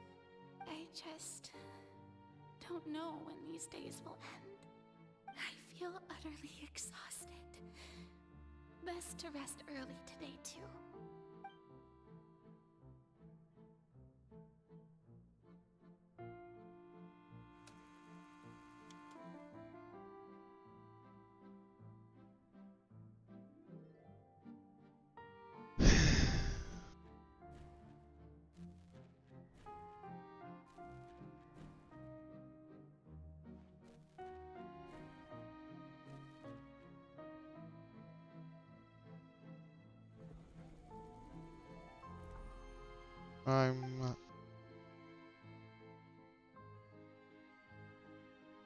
Good. Lady Farina, it's like a dream being able to speak with you up close like this. I've heard that the first member of our family who was honored to receive an audience with you was Madame Deoteria, almost 20 generations ago. And what a fine family yours is indeed. It brings me great joy to meet such a faithful believer, a descendant of a line most ardent. Surely you exaggerate, Lady Farina. My lady? What is it, good citizen? Are you crying? Uh-huh. Really now? I didn't even notice. This must be the overflow of hydro from my person. Well, can't quite help being the god whose dominion is the waters, can I? No wonder. No wonder. A manifestation of your power, then. Oh, Archon, I am honored to have witnessed it. Honored indeed.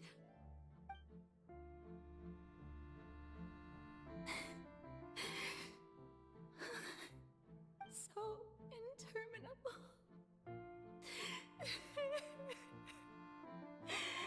So lonely. Just how much longer? Hundreds of years must have passed by now. Perhaps the show must go on for hundreds more. I never imagined that it would hurt so much. Have I reached my limit? No. Perhaps I reached it long ago. Today I didn't even notice my own tears. I want to tell someone, anyone, about this. But would that not destroy all I've done so far?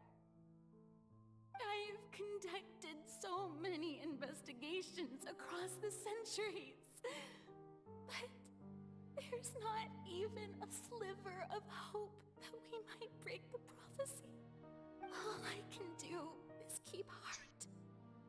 I must maintain this act. It is the only way to save Fontaine. Please, mirror me. You have to succeed.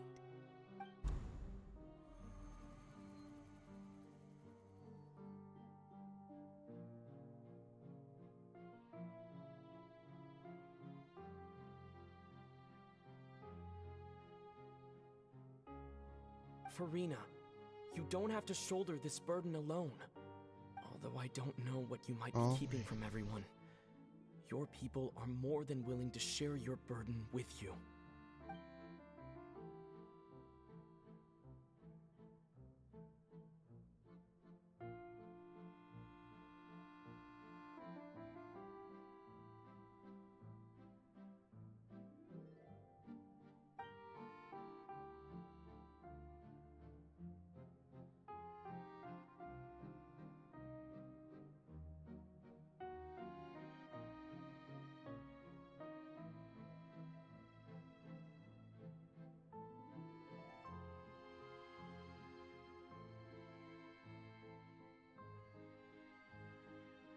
Share my burden. That's impossible. It was fated right from the start that this would be my duty alone. But even if your burden doesn't need to be shared, you can still choose to confide in someone. Just share it with me. I'm what you'd call a witness. A witness? Yes, I've heard that you came to Tevat from beyond the stars, yes. In other words, you never belonged here. And if Tevat is, in its entirety, a show on a stage, then you're just a spectator, aren't you? If that's the case... He's right.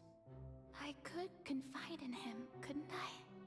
But if things don't play out as expected, the people of Fontaine will be the ones to pay the price.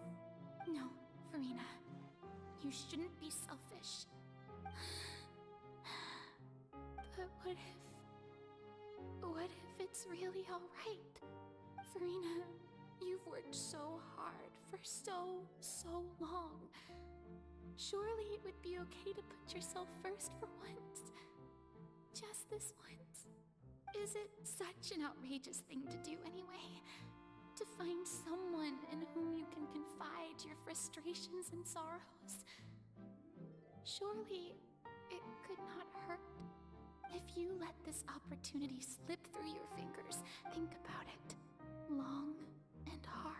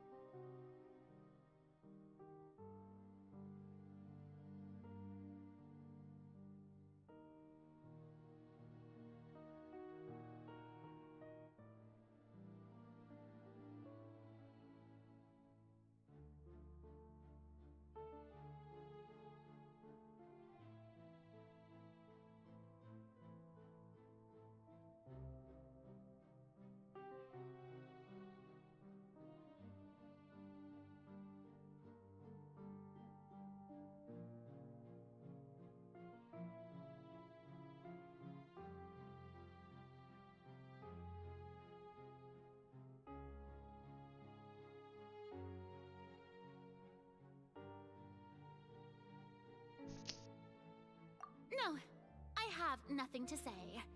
I am Farina.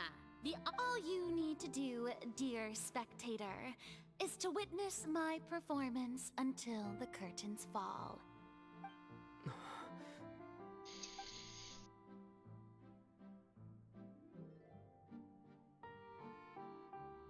Fine.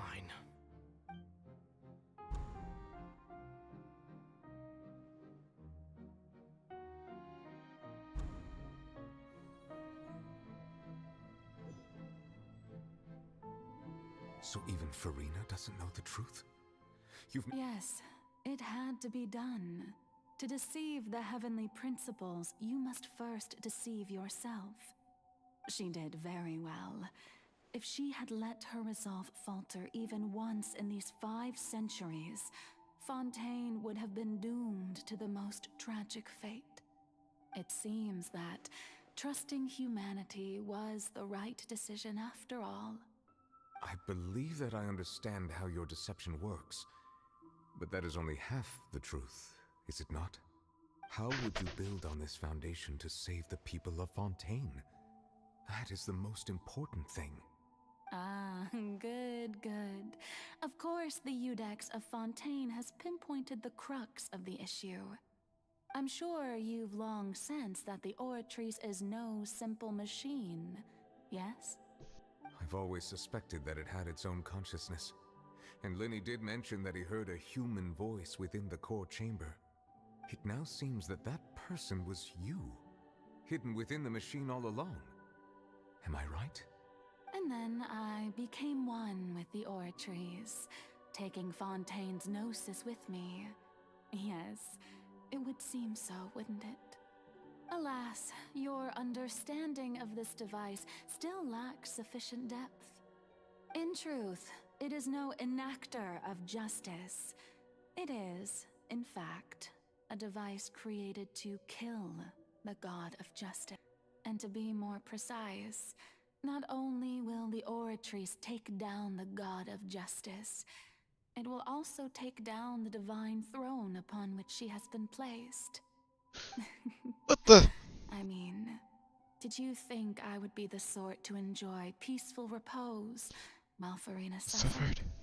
Whoa. My work over these last 500 years has been to constantly accumulate indemnitium within the Oratrice.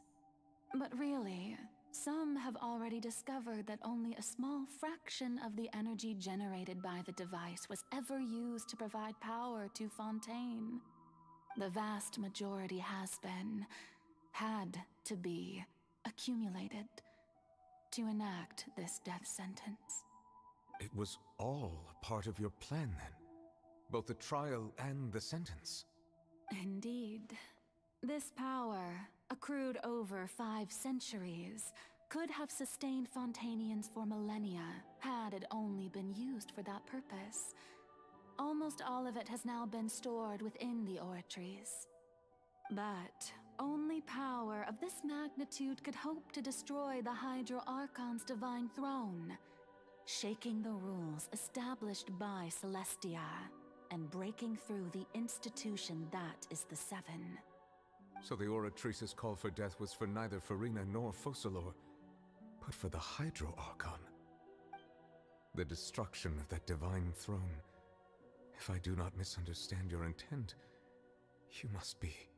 Returning what's rightfully yours to you, of course. In other words, this was all done to return the authority of the Hydro Archon to the Hydro Dragon of this planet. But...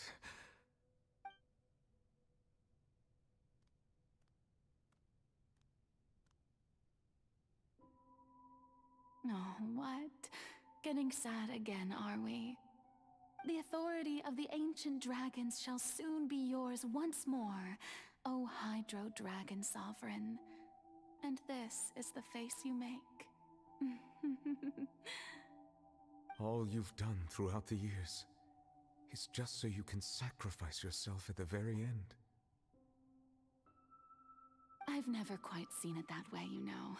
Even now, I'm quite pleased at how well my deception worked.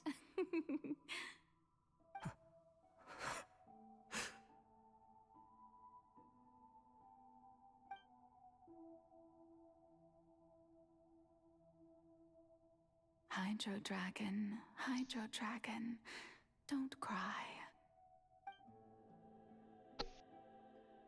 I must say, had it been within my rights, I would have loved to judge the heavenly principles themselves. Were they not guilty of essentially the same crime? Egeria stole the power of the primordial sea, and the heavenly principles stole the power you ancient dragons possessed. I, for my part, am the god of justice. Speaking of justice, I have always believed that justice lies in the process of pursuing human existence itself. So, if the theft of the primordial sea's might was Fontaine's original sin, then, leaving matters of procedural right and wrong aside, the descent of the Fontainians as humans and their right to exist in this world would be Fontaine's original justice. In other words, existence was Egeria's justice, and to me, justice is the continuation of that existence.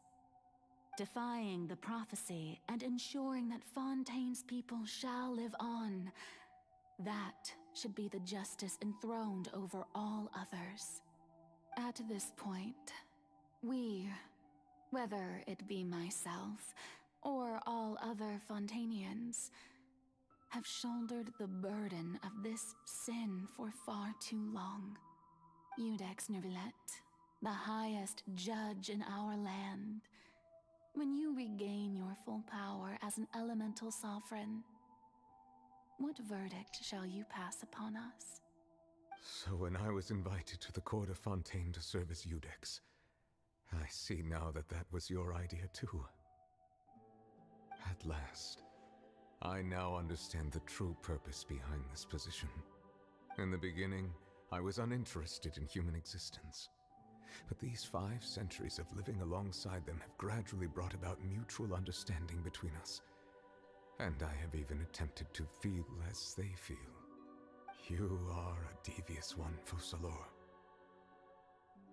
Things being as they are, surely you know that I could never declare them to be guilty.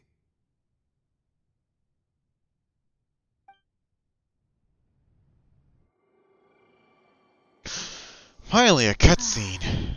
The hour of my execution is almost here. For the sinner, the curtain call has come. I know I may not sound it, but faced with death, I find myself a little afraid.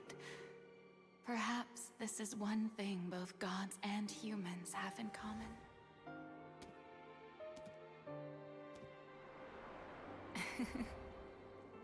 Farewell, Nervilette. I hope you've enjoyed the part you played these 500 years.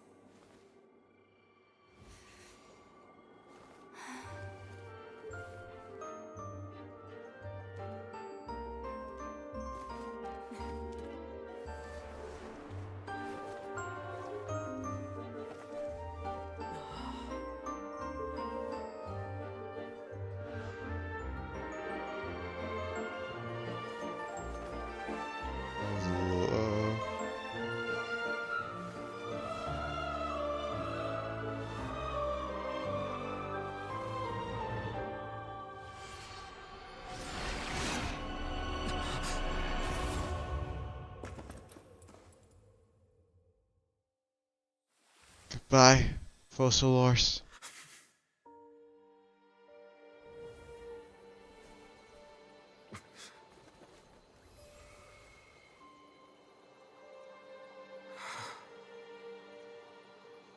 Come on.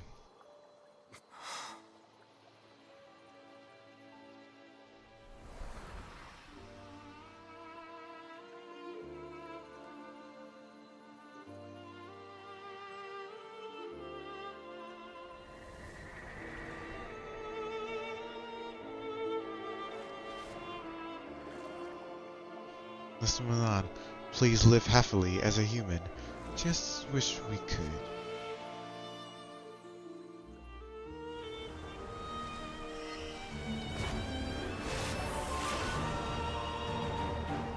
Come on, Neuvillette. You know what you have to do. You got your power back, so do it. Judex Nuvelet, hereby declare. Yes. People of Fontaine, your sins are forgiven.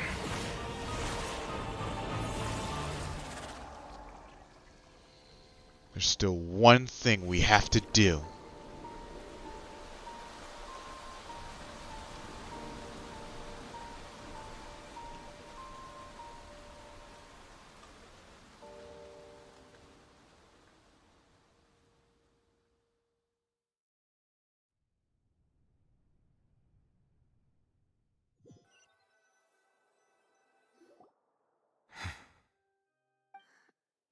What just happened?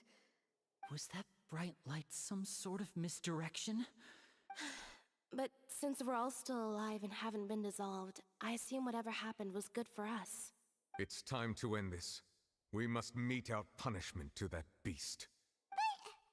Didn't you say just a moment ago that it can't be defeated? I have gained the strength through certain means. We should seize the opportunity to pursue our quarry. Traveler, now that the oratories can no longer function, I require an executor to help me mete out justice. The root of the calamities befalling Fontaine, the beast that enacts the prophecy. Its name is the all-devouring Narwhal. Come with me, traveler. The hour of execution has come.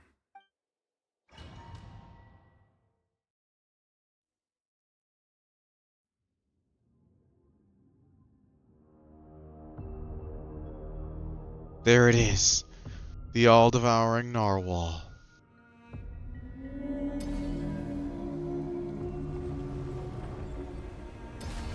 Uh-oh, here we go. Boss battle. There we go. But how are we going to do that? It's huge! I have already done my best to separate the power of the primordial sea from the whale. Considering the size of the beast, I cannot reach the power source. Unless we can find a way to attack it from within. I shall share a part of the ancient dragon's power with you. We shall look for an opening together.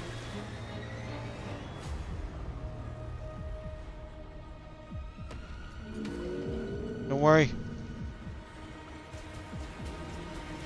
Go!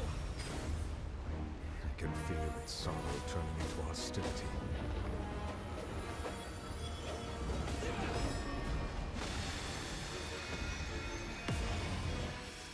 What in the world? It's raining.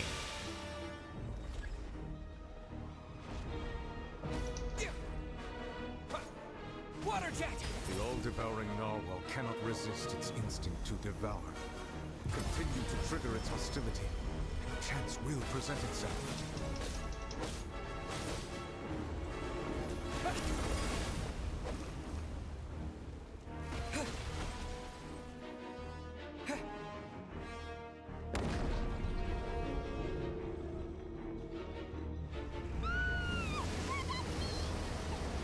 Oh my god!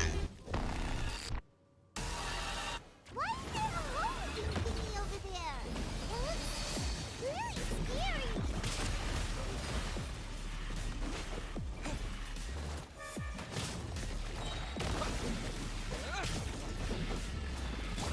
Try and stop me! Pyroclastic surge!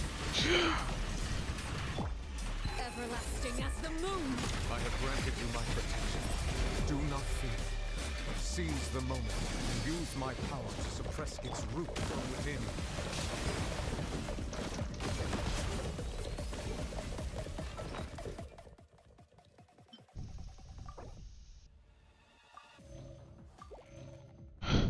Good thing I packed. Good thing I packed a lot of heals.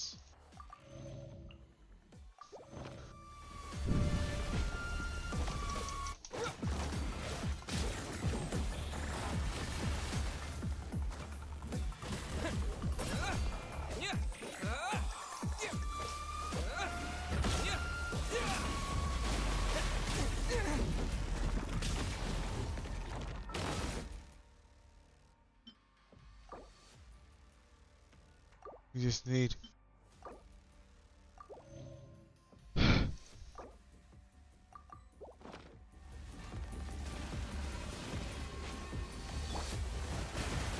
Laid bare.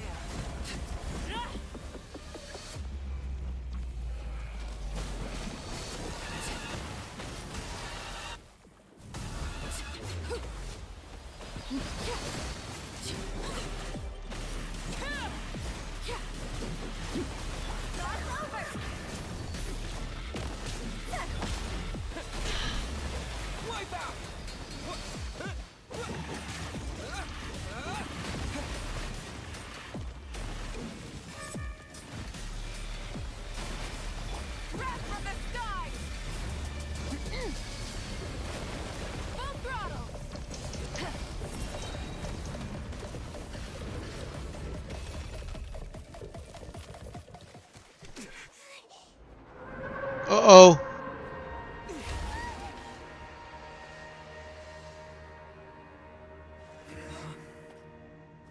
Did we kill it? We did kill it.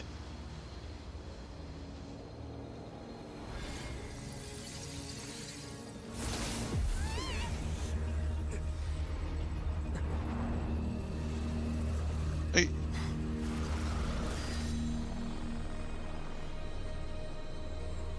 Skirk!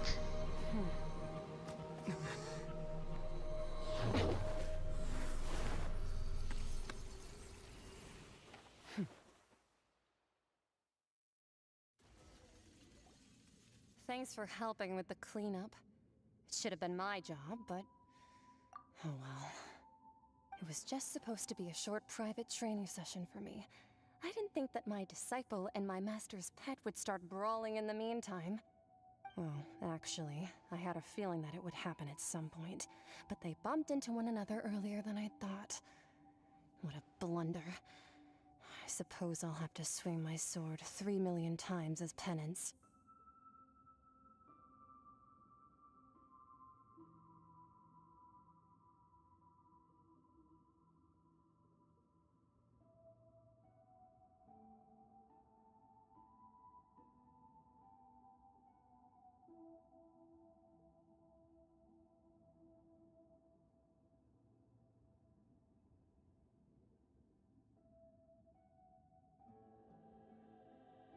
That power. Who are you exactly?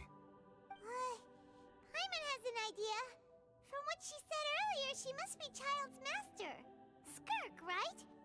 It's just that he gave us the impression that she was the less talkative person. I simply did not have anything to say to the weak. But you, on the other hand, managed to defeat the all-devouring narwhal without using power from beyond this world. So you may speak to me as equals.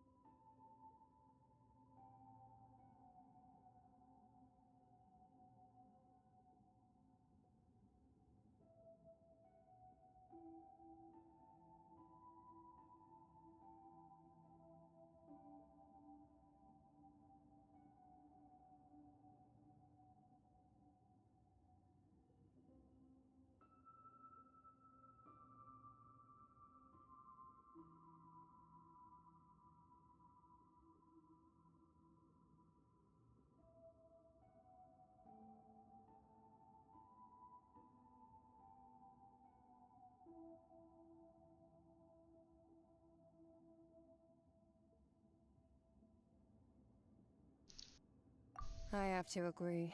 It's a strange use of a planet's primordial waters just to raise an all-devouring narwhal. That kind of power is wasted on it. It's not cooperative, it eats too much, and I have more important things to do with my time than pet sitting. The only thing that creature has going for it is its looks. All in all, it fails as a pet. Miss Skirk? I think you might have missed the point. The point being? Well, being that this pet almost destroyed an entire nation. So what sort of person is your master? Well, child's master's master. Wait, is that right? Oh, right. So you don't know him. Sorry, I assumed you did. His name is Sertologi. Huh? I am unfamiliar with that name. Huh. So Master isn't sufficiently famous. How should I describe him then? Have you heard of the name The Fowl? The Fowl? Still nothing? Well, how about the Visionary? Vetterfulnir then? Or Gold Rhindaughter? Ooh, that one we've heard. Rhindaughter's part of the Hexen Circle. She's Albedo's mom, right? Oh, so you do know that name.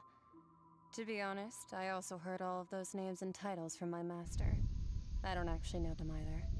But I suppose you understand now, yes? My master is likely a similar sort to Rhindaughter. They are both pursuing some form of perfection. Wait, didn't you also mention a visionary person? Paimon didn't quite catch their name. Actually, never mind that. I believe it expedient to inform you that the all-devouring narwhal used up nearly all its strength fighting you. Such roiling hydro energies will prove difficult for the planet's deep seas to digest. As such, the fontaine back on the surface has most likely been thrown into chaos. In other words, the prophecy that you've been fretting over should now be in full swing. What?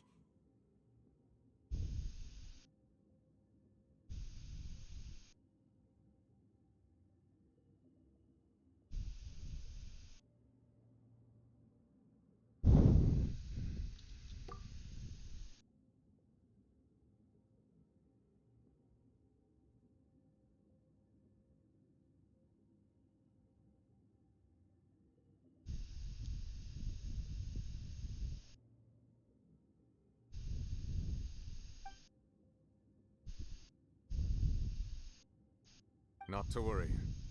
Focalor has already managed to deceive the heavenly principles.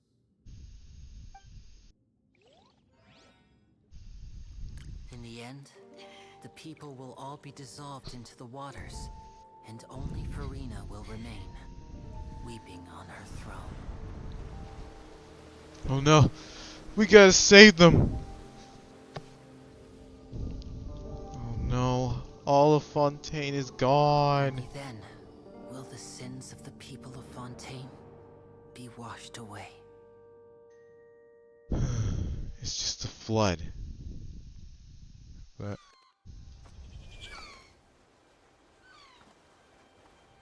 we're doomed.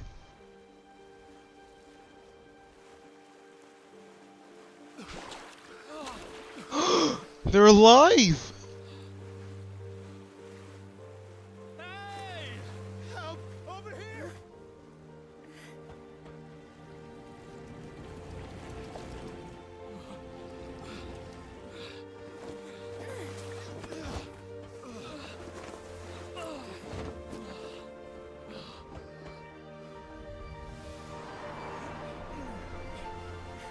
Oh, here comes the big boat. You'll want the big boat.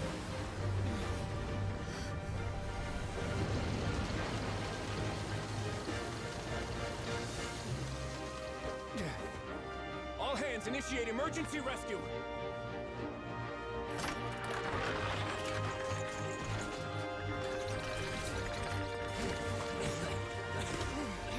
Hurry!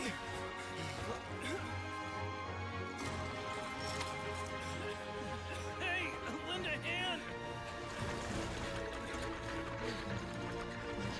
Hurry, everyone!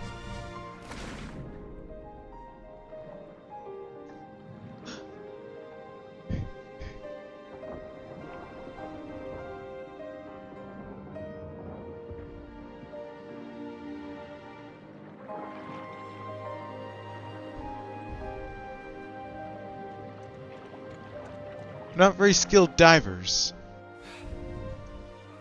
Look! The water's receding!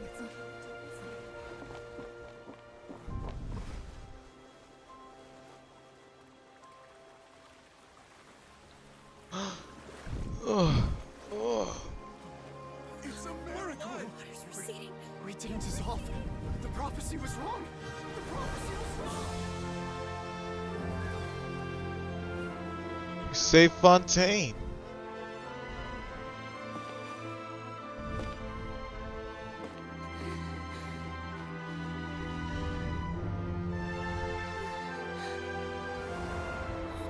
Are you alright?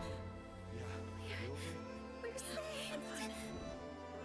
The prophecy was wrong.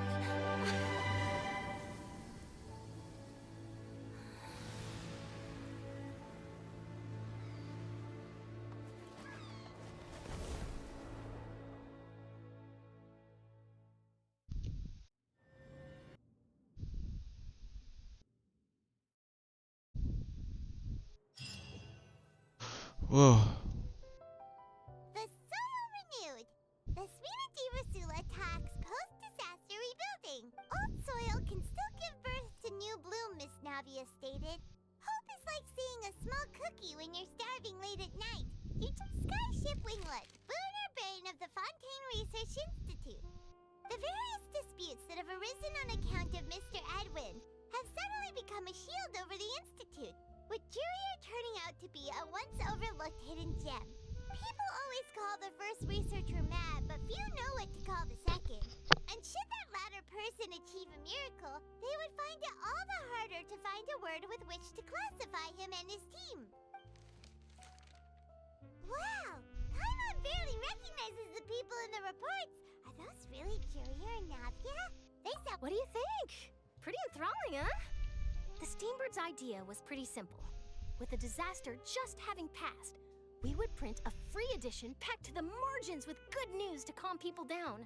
The value for these big scoops lies in their inevitable follow-ups. We'll publish further reports and go into the stories behind those people. Edwin's assistant, Jurier, created a true flying ship, while Navia is leading people in the reconstruction of their home. I'm sure that these stories could draw even your well-traveled eye. Paimon's curious too! Wait a minute. Didn't we watch everything happen from start to finish? What's the— And that's exactly why I'd like you to come conduct interviews with me. Are you sure? Hasn't he turned you down several times already? Oh, this time will be different. Come on! Let's head to Poisson first, and then make a trip to the